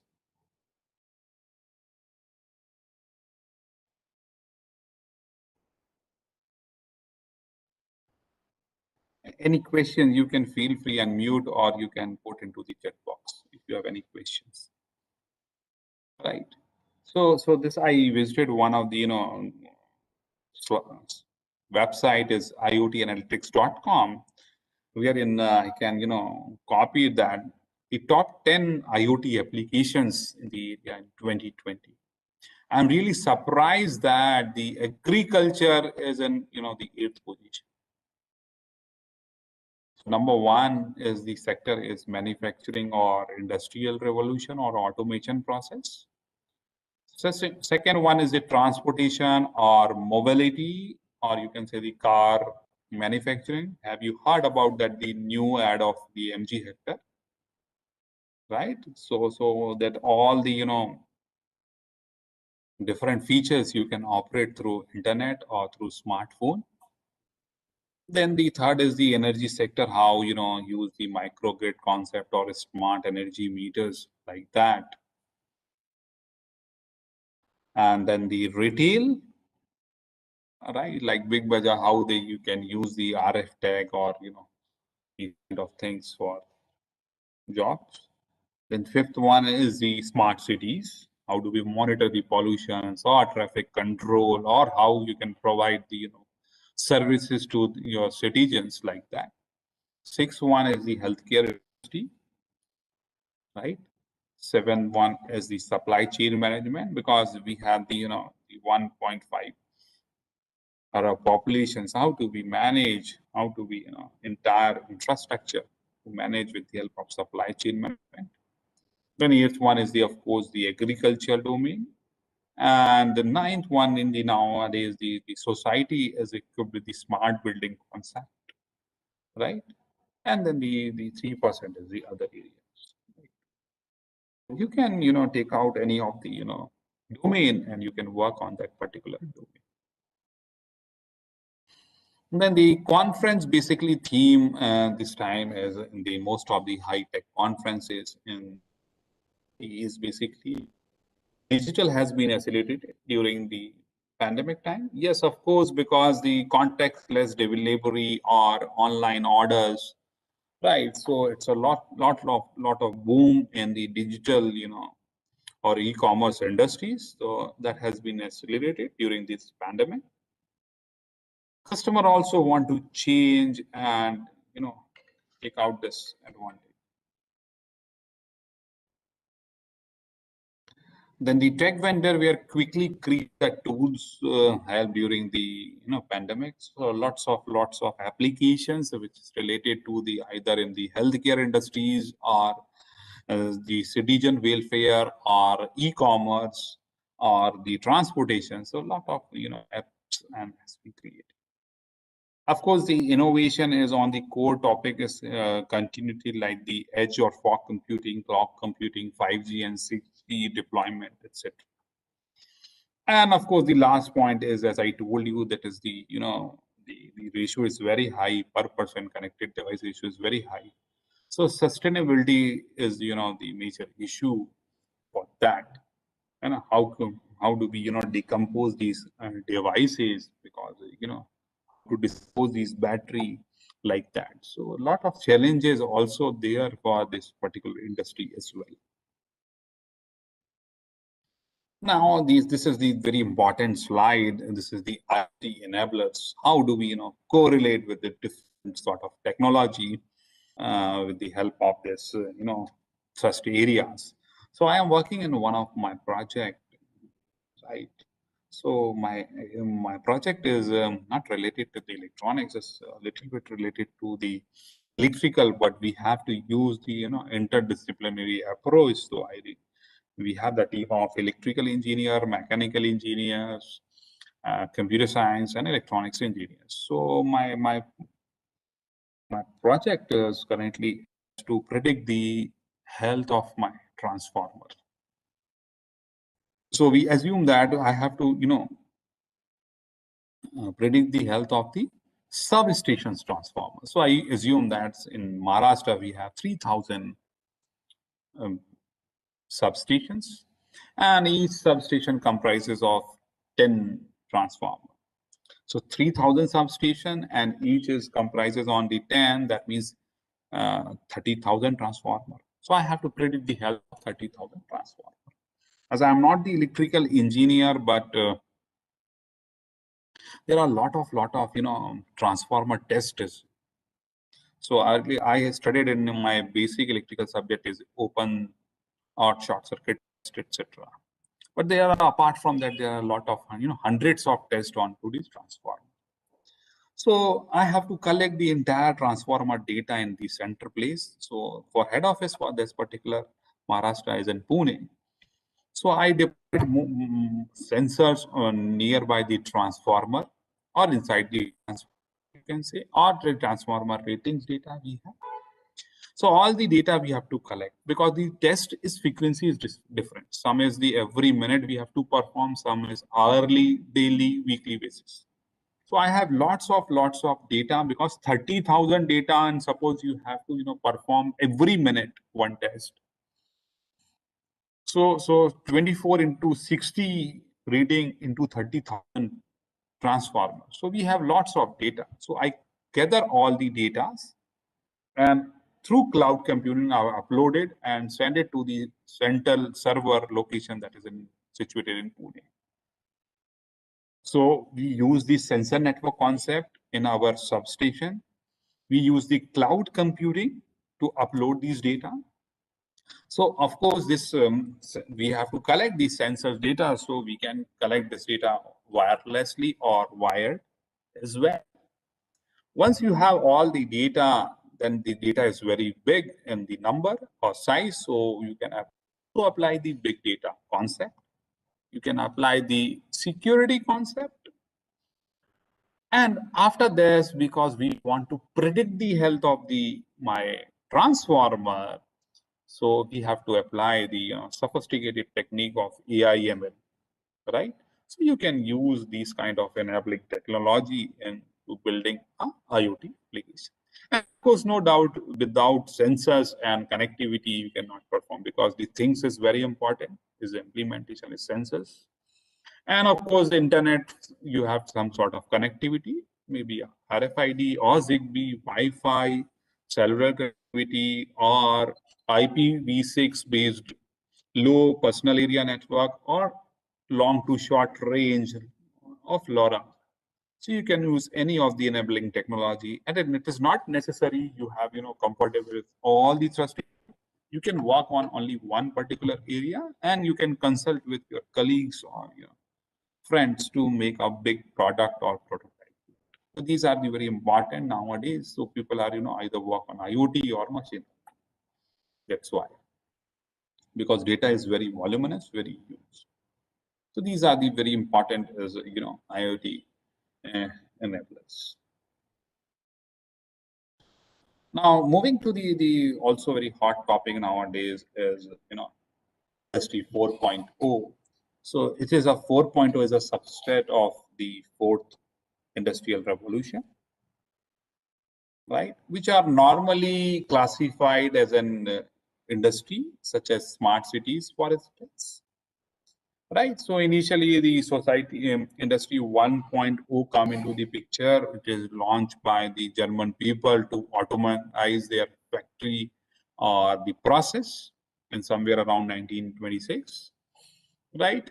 And the industry 4.0 basically trained towards the automation and data exchange in the manufacturing technology and the process. But the lots of involvement of different domains like cyber physical systems, Internet of Things, industrial Internet of Things, cloud computing, and of course the cognitive computing and artificial intelligence. So that's why the theme of this workshop is also based on Internet of Things and artificial intelligence. like that. So this is the one most advanced form of your IoT domain. You can see that where lot of involvement is incorporated. But if you are only using the AI part, it is not the industrial 4.0.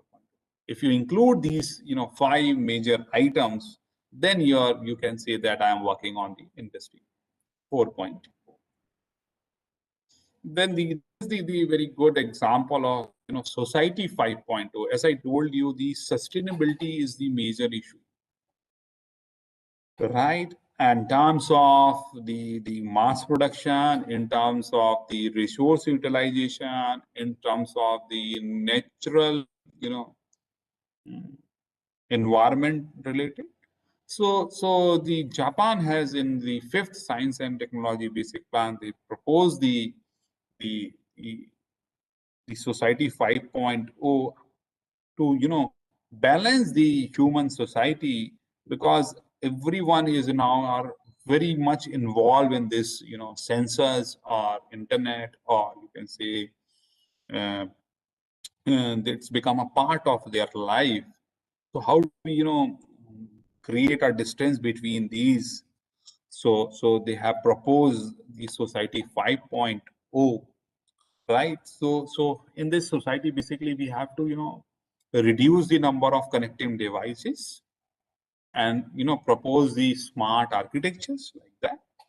So as we are aware that the society 1 is the hunting society, then the agriculture society, then the 1926 is the information industrial society 1.0, that is also known as the society 3.0. Then the current is the internet of industrial 4.0, that is more involvement of information systems like cyber physical system or cognitive radio or the artificial intelligence, like that. So you can correlate with this. So you can correlate with the same, right? So this is the time to think over for society 5.0. How do we minimize the number of connecting devices? How do we minimize the their usage? How do we increase the natural resources, like that, right? So this is the just overview of Internet of Everything, and just noted down my email ID. If you have any questions, you can feel free ask. I'll go to the module number 2. So I wait for 2 minutes. If you have any questions, you can feel free ask. Otherwise, we can start our module 2. It is the Arduino IDE environment. Right. So any questions so far?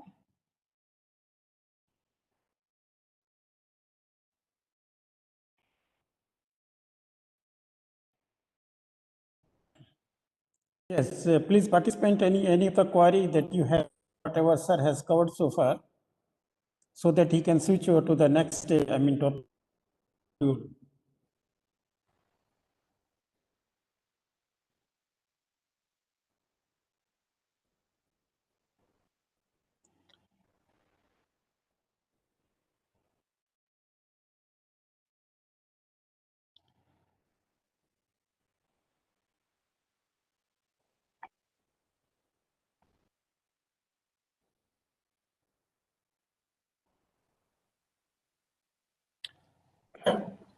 Okay, so no questions from the participant side. So I move to the my module 2.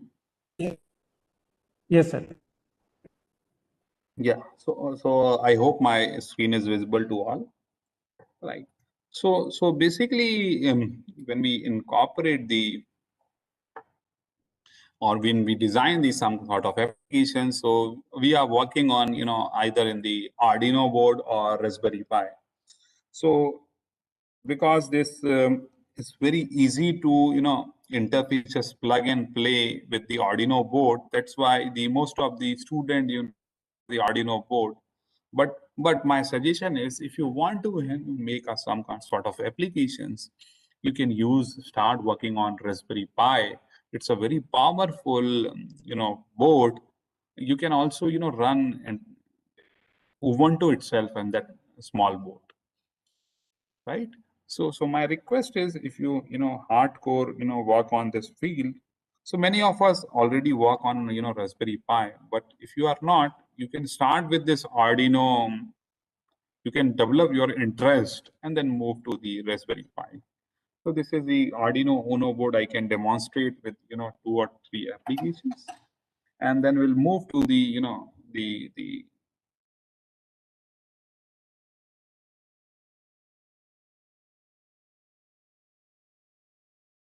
Node MCU part. Okay, so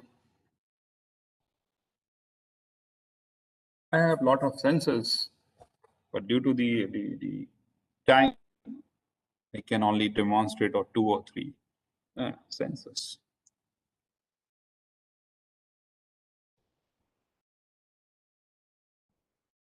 So basically, our aim is to install the integrated development environment is available. Basically, you just visit that Arduino official site, Arduino.cc. Basically, that company belongs to the Italy, and they have the all versions of IDE available. All version means it's Windows based, Mac OS based, and even in the Linux based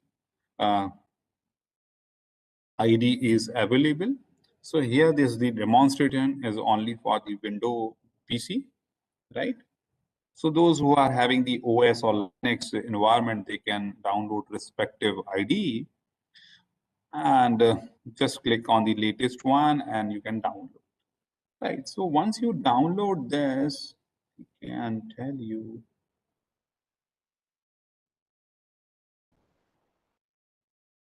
Once you download this integrated development environment look like this, and on the top left, if you look at it, this is the logo of this.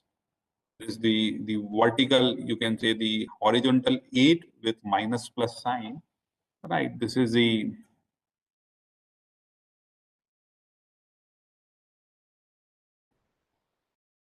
logo of that, and this is the small D with very small limited number of options is there. So that's why user friendly GUI is graphical user interface is there. So when you open this program, by default, they have the GUI having 2 codes. Before start that, you have to do some sort of settings to work for that particular platform. So first number step is you go to the file and just go to the preferences. So one pop-up come into the picture where you can adjust the font size and etc. of this network. Even you can do some network setting also for that, right? So number one is what is the most important things for to design the Internet of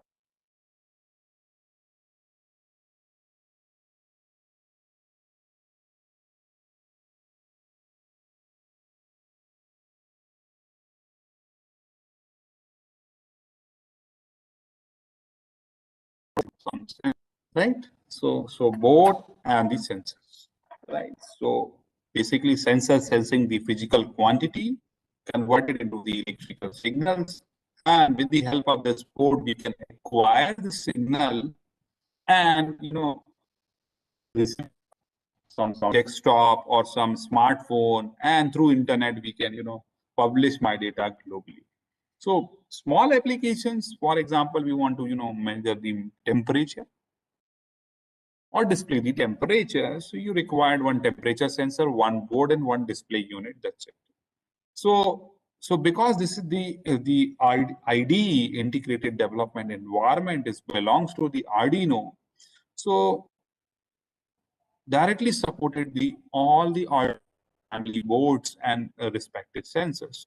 But if you want to incorporate some other company's board and you have to work on this particular platform, then you have to add some additional boards, or company which is not supported or not invented by the sensor which is not designed by the Arduino company, that you can also interface with the help of this IDE environment, but you have to download some packages for the same. So here we can add this some URL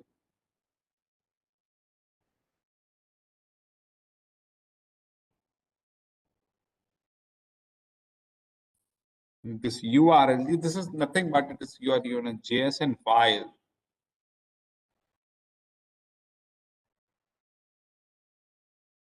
This is nothing but your JSON file, which have all the related URLs. You can easily download in the backend the zip, that package. So in backend automatically these devices to be downloaded like that. So for that, if you want to incorporate the other vendors boards and sensors, you have to go to the preference options, put into the URL, then the backend automatically download the GIF file, and then you can accordingly. Okay, so this is the number one step when we have. So for example, Node MCU and DHT is not supported by the Arduino family, so I can include into that JSON file. In backend, that the GIF file is automatically downloaded. Then I want to add the Node MCU.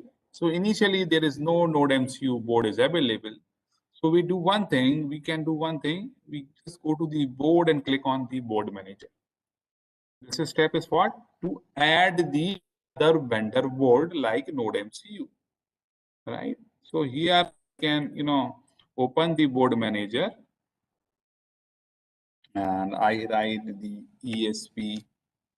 So once I type the ESP8266 community, that also include, if you look at this, my Node MCU 1.2, 0.9, Polymax, D1R2 Mini, Lolin, PMOS, Spion.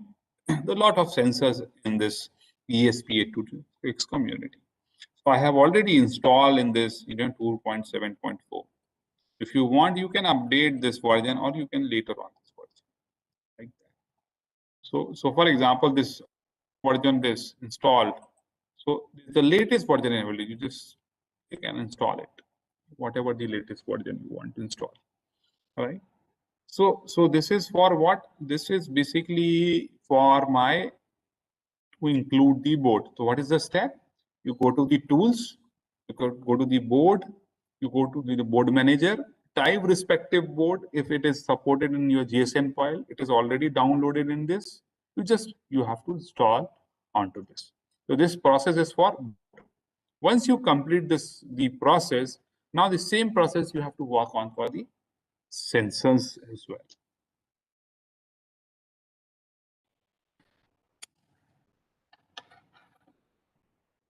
Take a minute.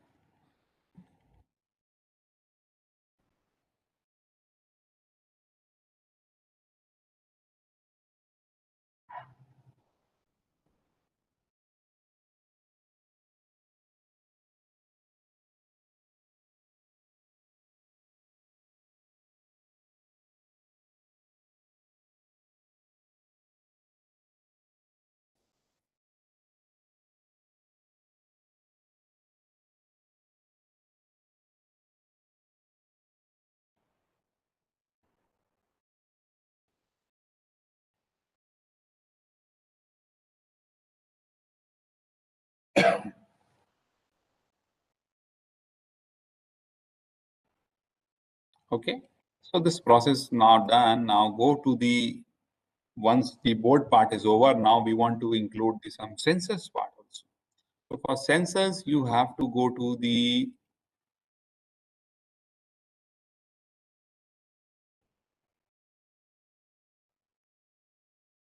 preference part is over, then the board, go to the tools, board and board. Now we want to include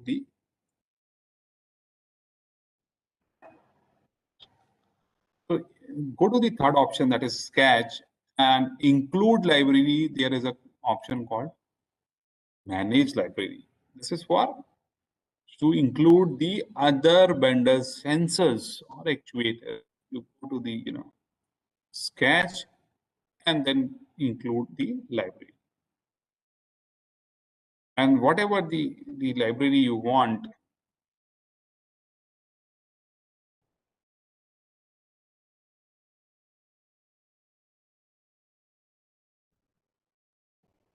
So for example, we want to include the DHT.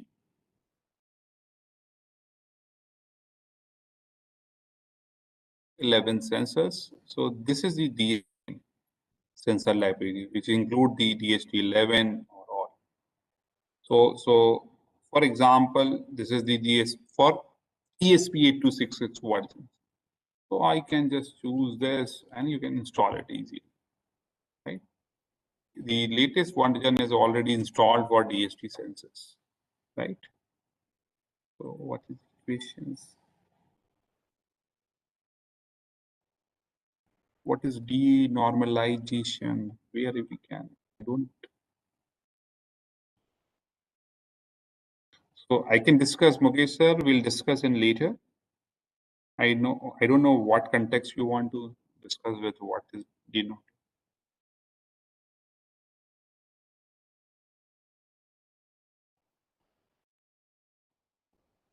Okay. So once the IDE is over, then apart from this, there are the certain, buttons in this. One is this, when you write this code, you have to verify this code and you have to upload it onto the board. This is for new file. This is for open the existing files. This is for save that particular file.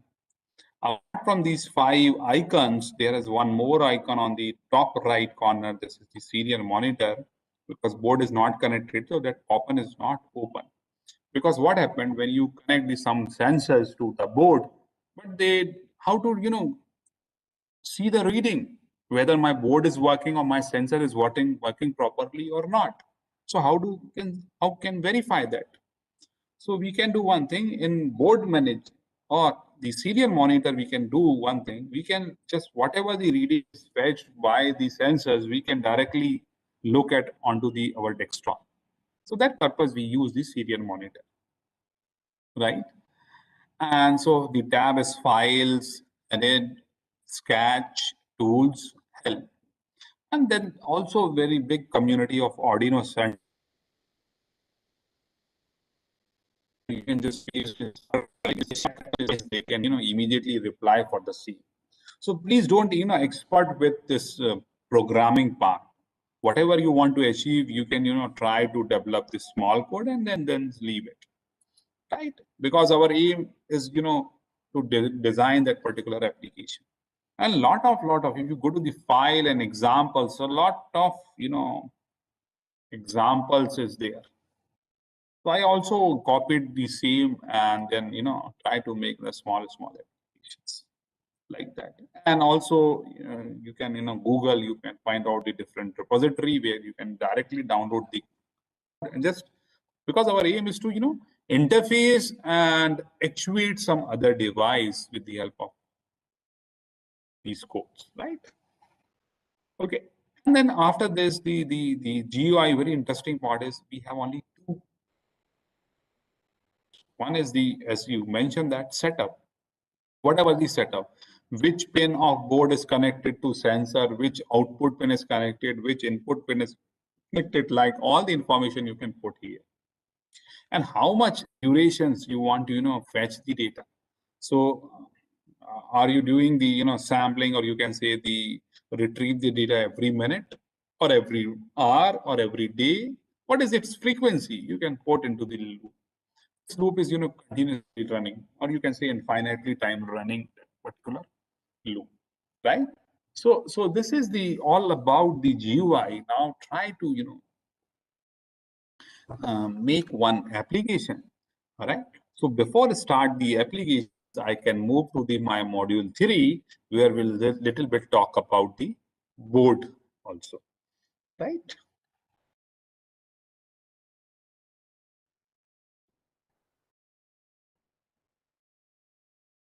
So basically, when we talk about when we design our IoT system, so what is the brain? Brain is nothing but it's a microcontroller, and microcontroller is that it's a small computer on a single IC.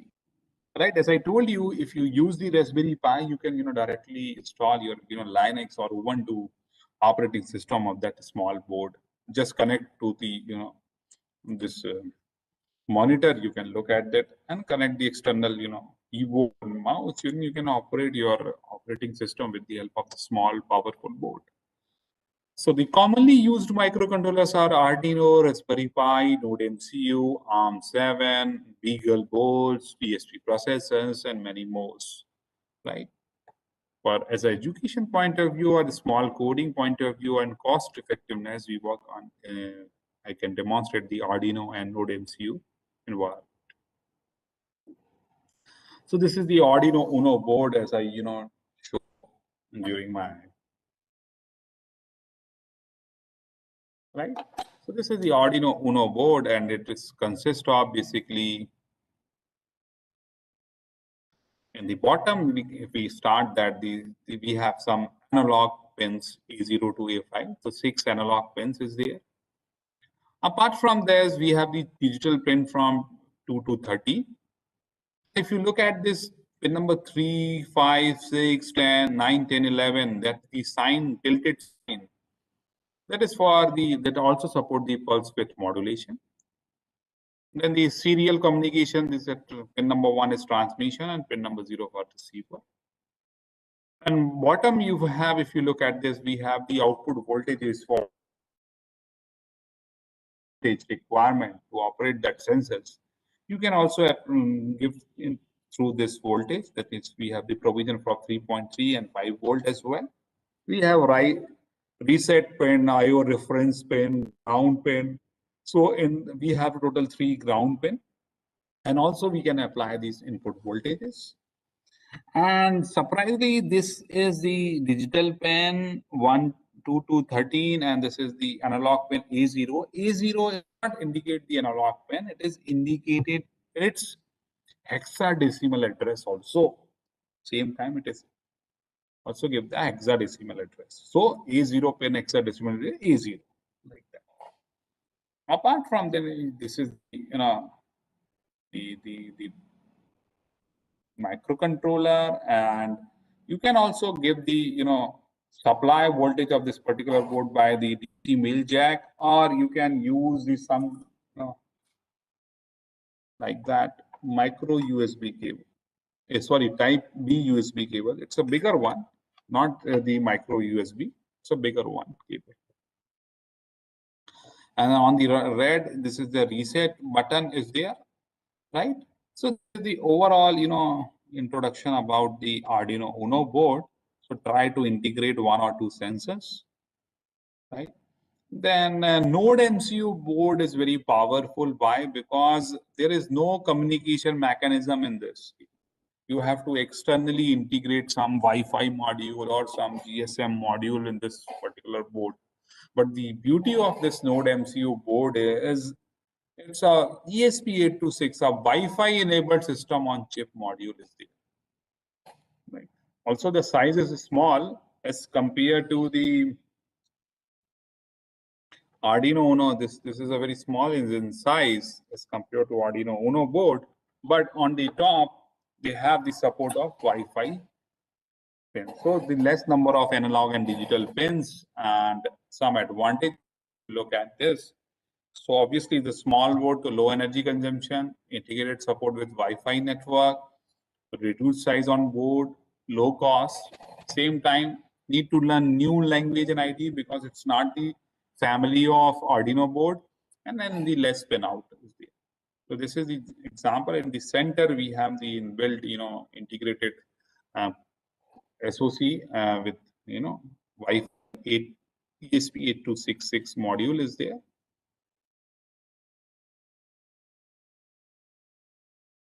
So in this case, if you look at the bottom left corner, only one analog pin, whereas the D0 to D8, we have the digital pin, and it's only the output voltage is supported is only 3.3 volt, not the 5 volt, because the low power requirement in this particular shift, so we cannot give the 5 volt as our output voltage, right? And apart from this, the reset, flash, Wi-Fi module, serial monitor, all these things are available in this board, right? So this is just a brief introduction about the board part. Now we'll start working on the hands-on for report. So the last half an hour is with me. So I'll try to make a 3 or 4 applications next 15 to 20 minutes, and then we'll take up with the question answer. Any questions so far?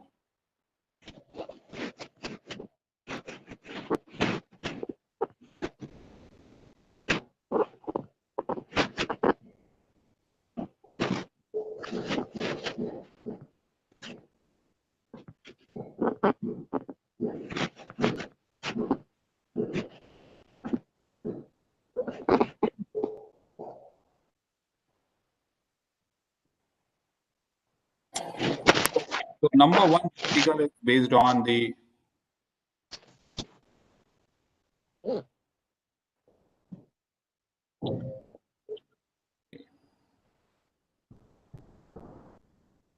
any questions or participants are requested, please mute their mic. If any questions, you can feel free to ask.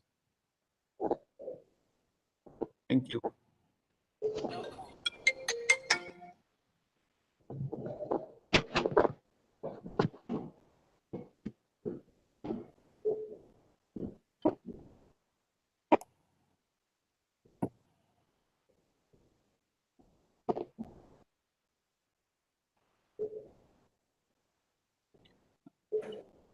Okay. So this is the code for blinking the LED, right? The very small code I directly copied from the tutorial of Arduino Uno, right?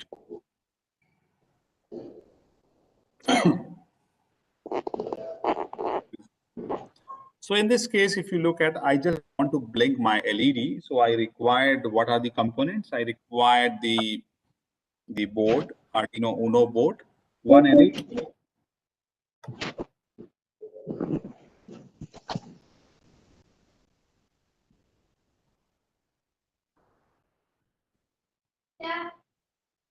Ah,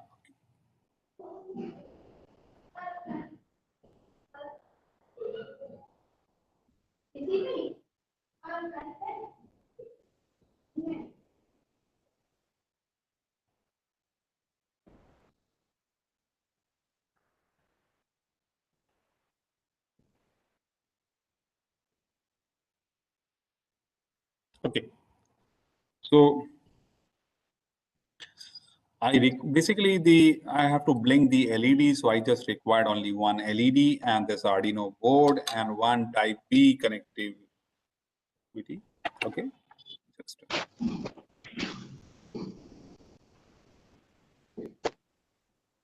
just a minute.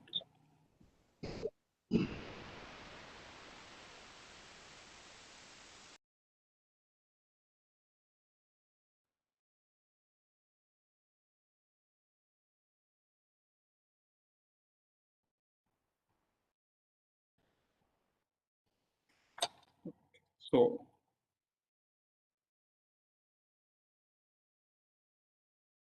for that we need this particular and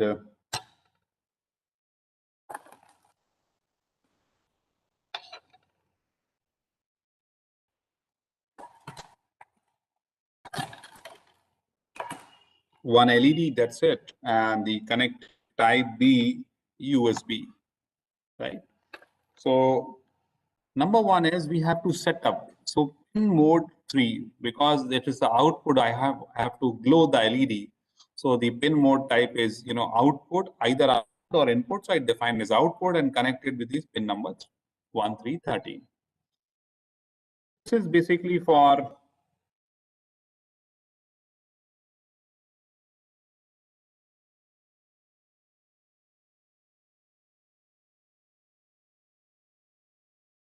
okay. So I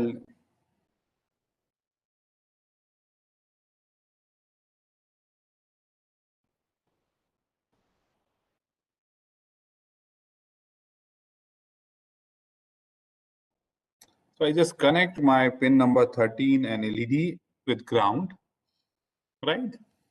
And Second line is basically I want to look at it my serial monitor. So the communication between the Arduino board and my system, the serial monitor, the speed is fixed. So by default, that is the 9600 baud, right? So that is the default speed of my serial monitor. You can change in program, so you have to also change into the serial monitor, right?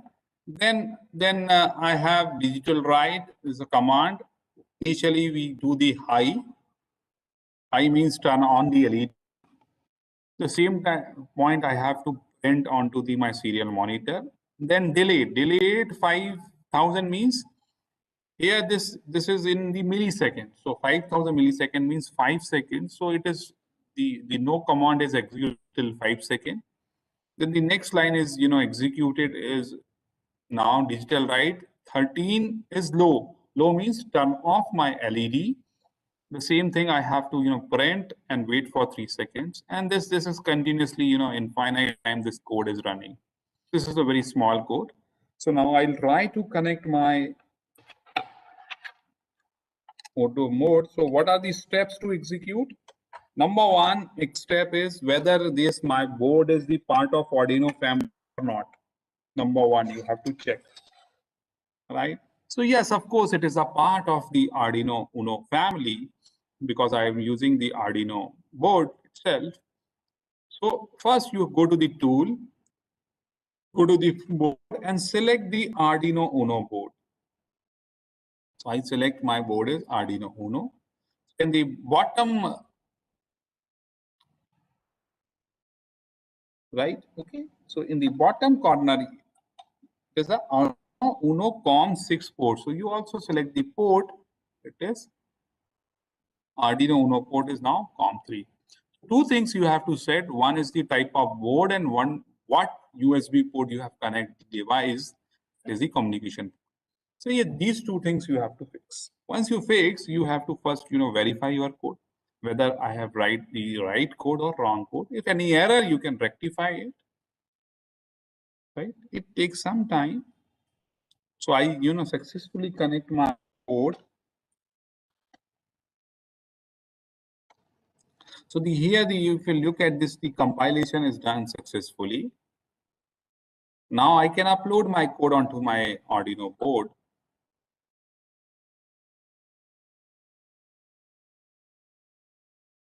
Let's upload this code. The done is uploading. Now you can look at it, my code. It's off for 3 seconds, on for 5 seconds, off for 3 seconds. So you can do programming, but you make sure what sort of pin you are using, right? So this is the blinking of LED. Now, apart from this, we have some other sensors as well, like DHT sensor. So try to do. So once this program is run, I can open my Now you look at it. This is my communication port where the speed is baud. You can clear the output. Now you can look at it. You can ignore the time stamping as well.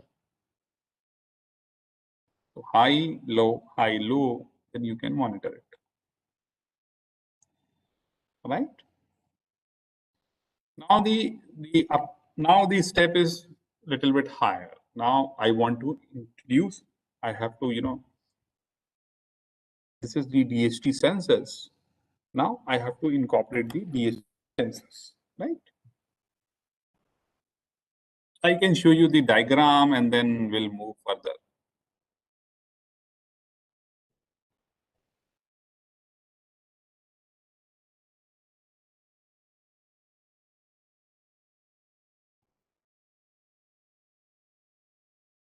This is the circuit diagram. Some of the DHT11 is, make a 3 or 4 pin, right? So one pin is BCC, so you have to connect it into the 5 volt.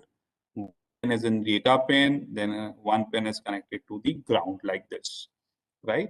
So I have this my DHT sensors, right? Is having the VCC, data pin, and ground, right? 3 pins. So I have this these 3 pins, right? I have to connect my board. Okay, so for that I have to write a program for the same.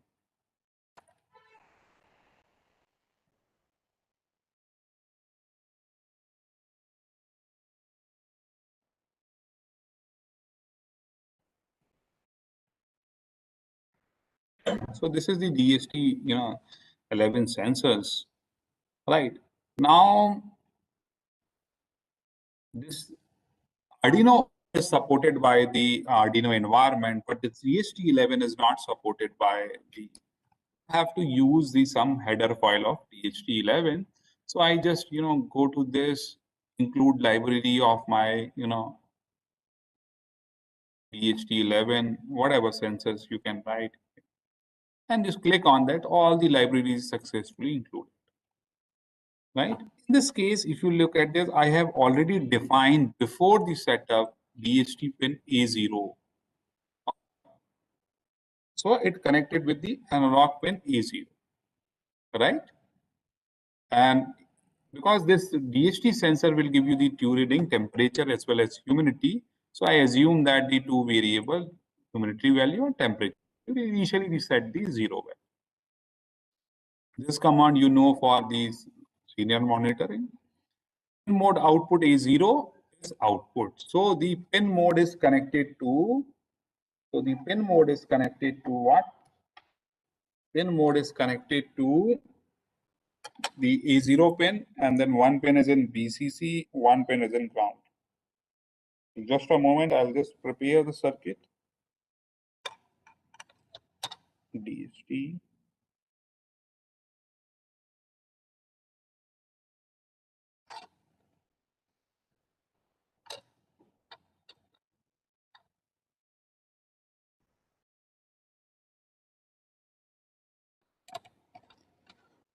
Successfully, connect my all 3 pins A0, 5 volt and ground with this DHT11, right? So this is the step number 1. And because it is a, the already we invoke this process DHT begin, because we have already included the DHT files,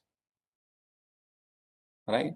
So now the temperature value come from the sensor is DHT temperature, DHT.humidity, right?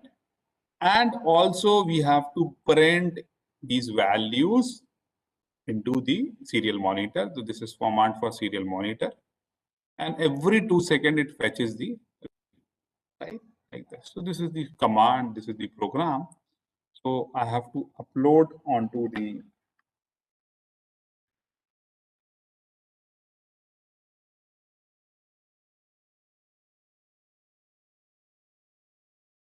once you connect with this Arduino board, the power button is glowing for the sensors, right?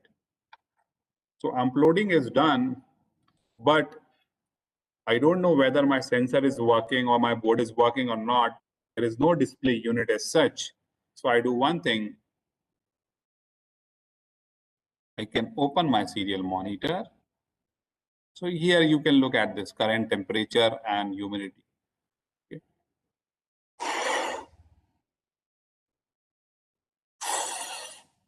So now you can look at that the temperature or humidity value changes like that. So you can easily, in one go, you can easily interface the different sensors like that. So this is all about the how to interface the Arduino board. Now our aim is to, mainly operate your device, your end, like, so I can request all the participants just,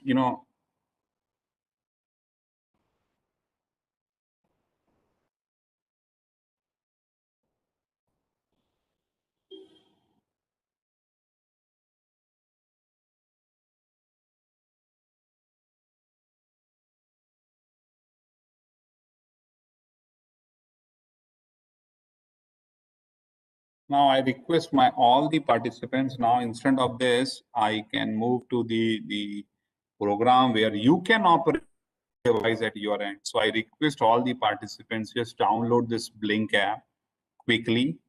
I'm sorry, I can't mention in the beginning. So please download this Blink app, and I'll tell you the step-wise process. You can follow the same. So you can operate my device at your end, right? So once I'll get the file response from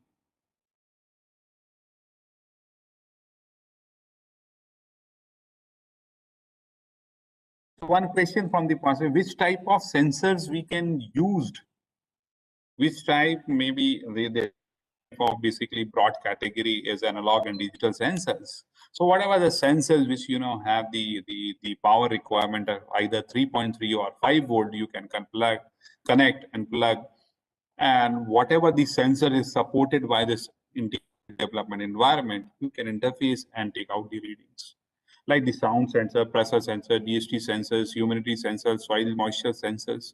So the variety of the sensors is available. You can interface easily. I can share my PowerPoint. There's a lot of connections of already the given. Once I note the 5 or 6 response from the participants, I can move to the second steps. So I request, please download the app VLYNK, capital B with green color sign like that. So please download the same. I can tell you the step-wise procedure. Go to the Play Store, download this Blink app.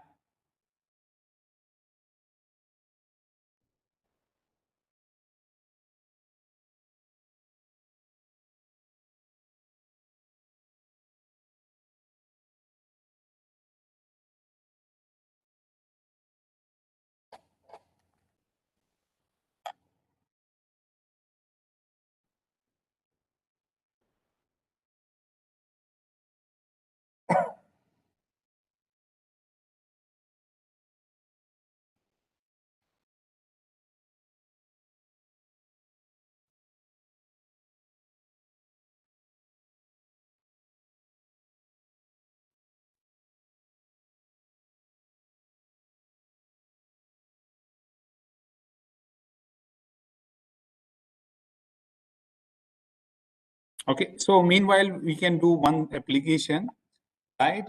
Meanwhile, you can install the Blink app, right? And message me onto the chat box if you successfully install the app.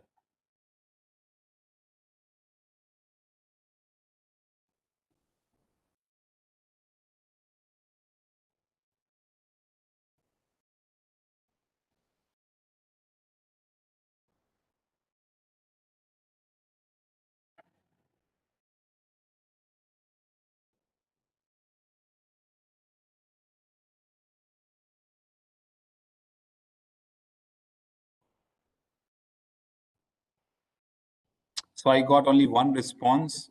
Please download, install this Blink app, VLYNK.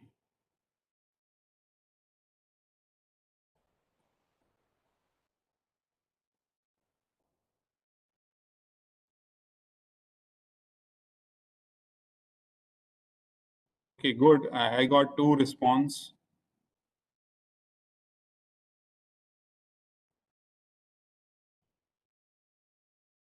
Okay, so basically, our aim is to operate my device. So for example, I want to make some smart home application.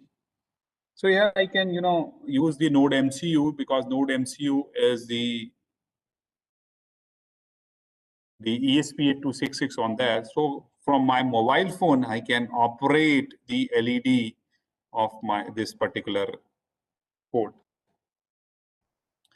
right? So I can connect the LED with P6 and ground. So I can successfully connect that. This is the I have to create one Wi-Fi hotspot with the name of Atal.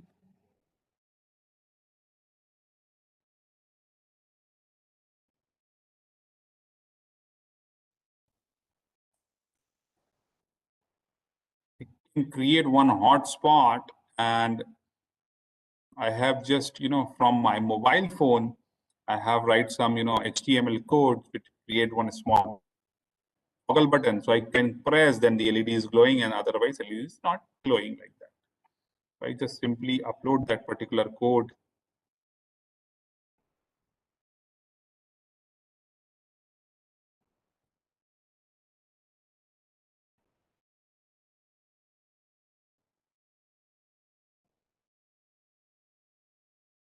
So first select this board is node MCU. Okay. And also select the port of this. I have selected. Then I upload this code.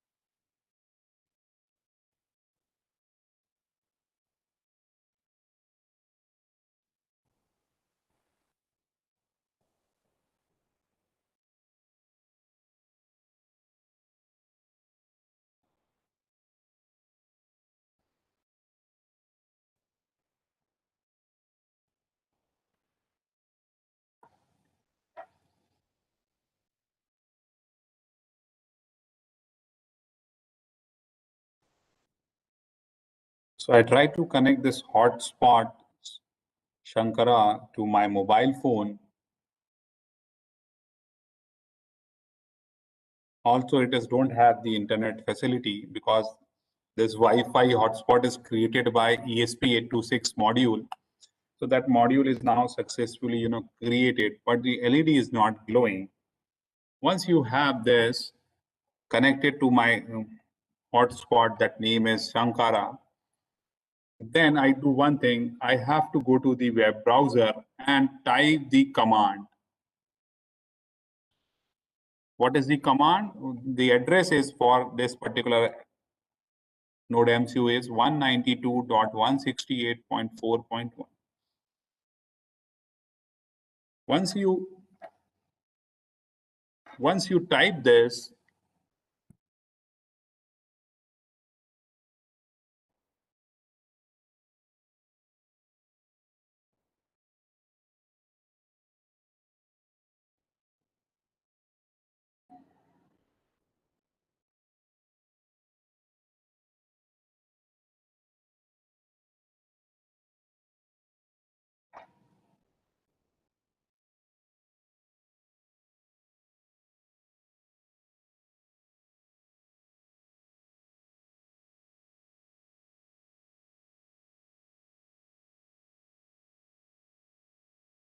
so I hope this my mobile phone now, the Atal toggle button is there.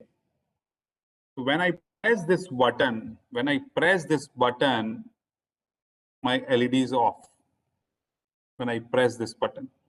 So now that with the help of this mobile phone, you can operate on, the same thing you can easily operate, right? So now it is on. Through my mobile phone, I can press the toggle button, it's off, right? So this is the way. Now I hope the 4 or 5 participant has downloaded the Blink app.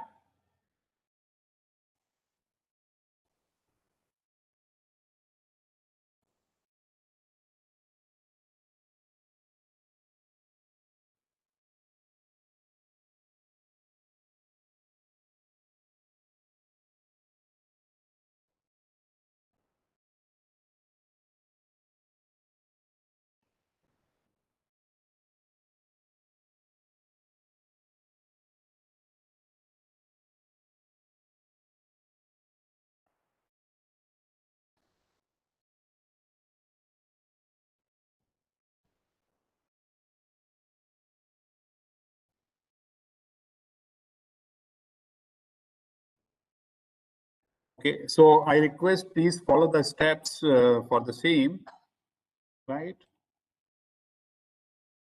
So please open this create new project. Create plus sign is there. You can just click on that and you can create this project. Follow the steps. So for the Mr. Vikram Sharma, please follow the steps. Those who have downloaded, put the name of your project. Select press this down arrow and select the device's node MCU.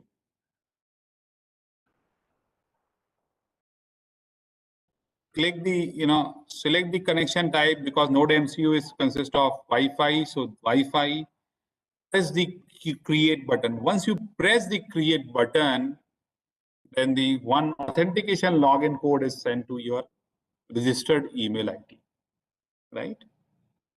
Okay. Then the next step is you have now this project. You can click on this plus button. Once you click on this plus button, you click on this different, widget box is open. Now on this button, toggle button, click on this 200 energy is required. Press on this button. Arrow is already mentioned. Once you click this button, you have button look like this, right? You have button look like this. So once again, I can repeat those who have this particular step, please stop here. Don't do anything. I can just once again, I'll tell you, you can just go to the create project. If you are open the Blink app, write the name is, select the device node MCU, connection type by default is Wi-Fi, click on create button. Once you click on create button, one authentication code is sent to your email ID like this. Then click on this plus sign. Then the widget box is open. Click the first option button. Choose this first option button. Then this button is open.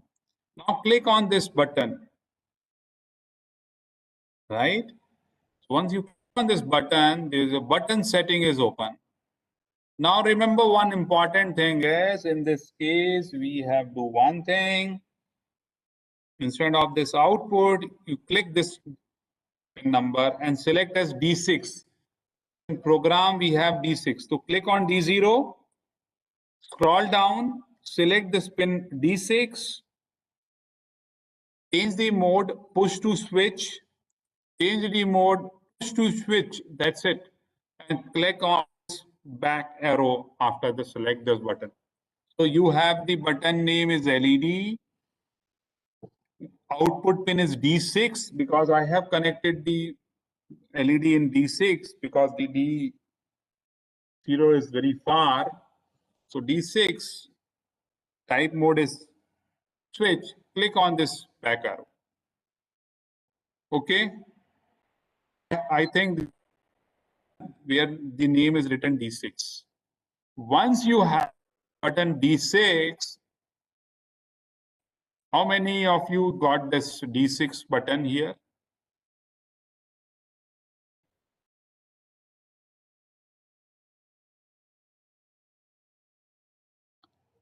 To connect. So, sir, please repeat from starting how to connect.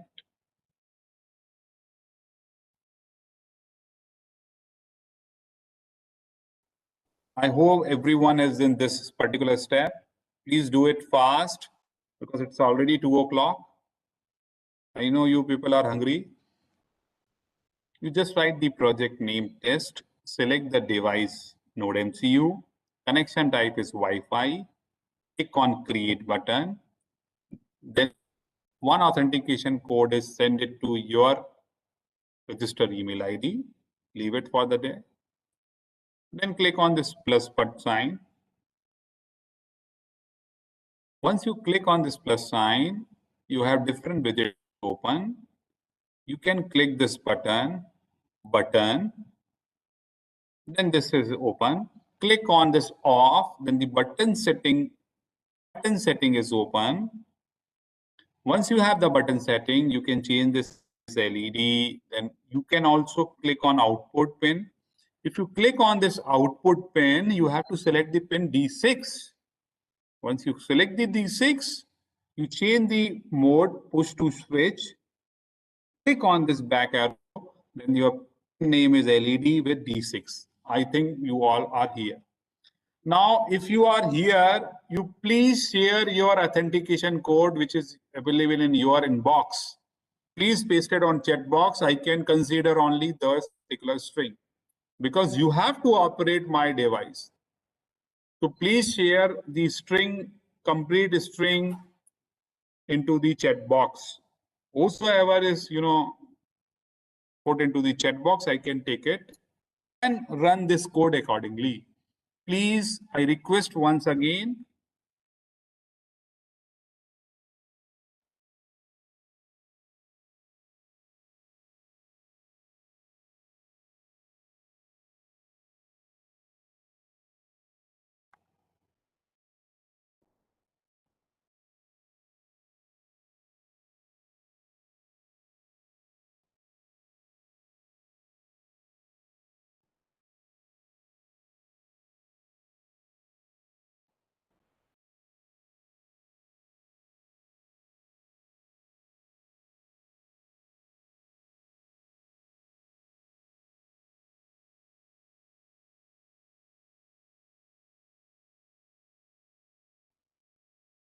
please check your inbox, paste onto the chat box so I can copy the same authentication code. Then only you are able to operate my device.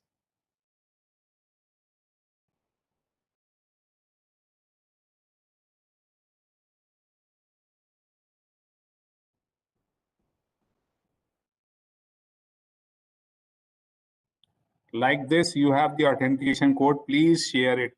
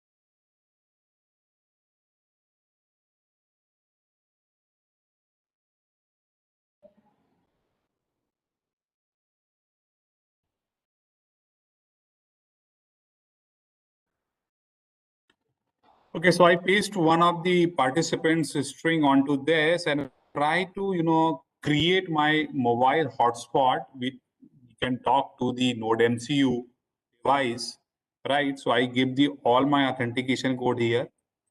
This credential, only 3 things is required in Blink app, this authentication code, and that's it, right? So I can check it out, how much, so I can upload the same code after the compiling. So very small lines of code is there.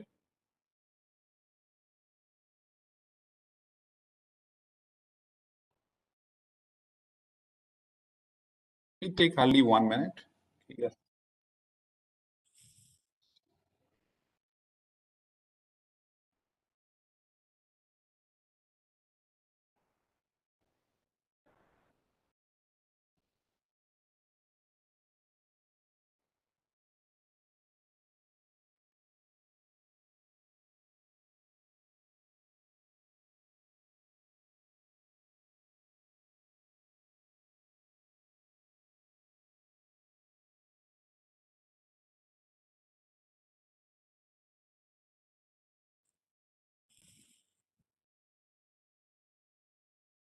Triangular sign, so we can complete that process, right?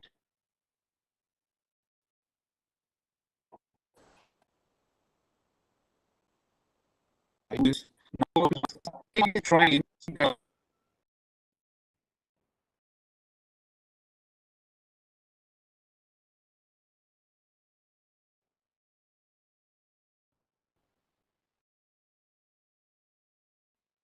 So Mr. Vikram Sharma, I request please, do that process.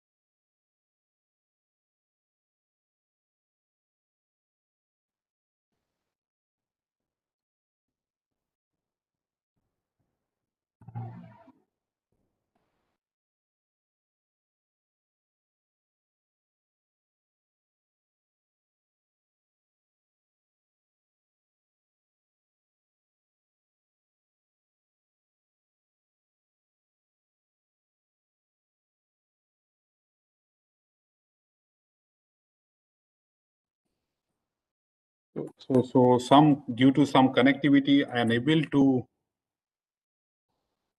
connect this node MCU. So because having some network issue, right?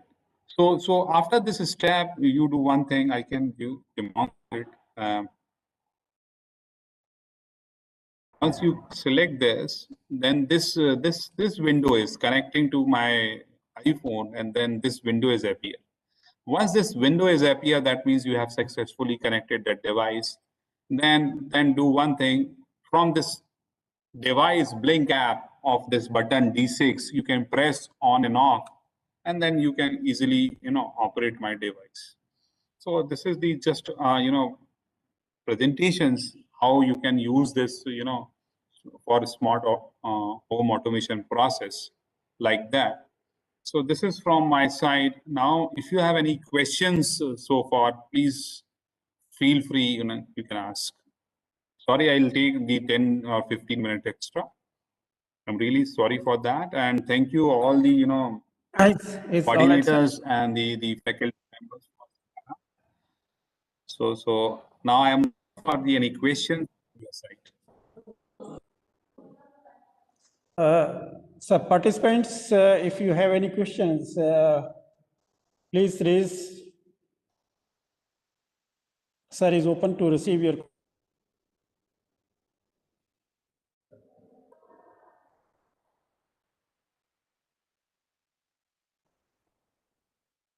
I understand your talks were so educative, informative, and illustrative, which hardly leave any scope to the participant to raise any question.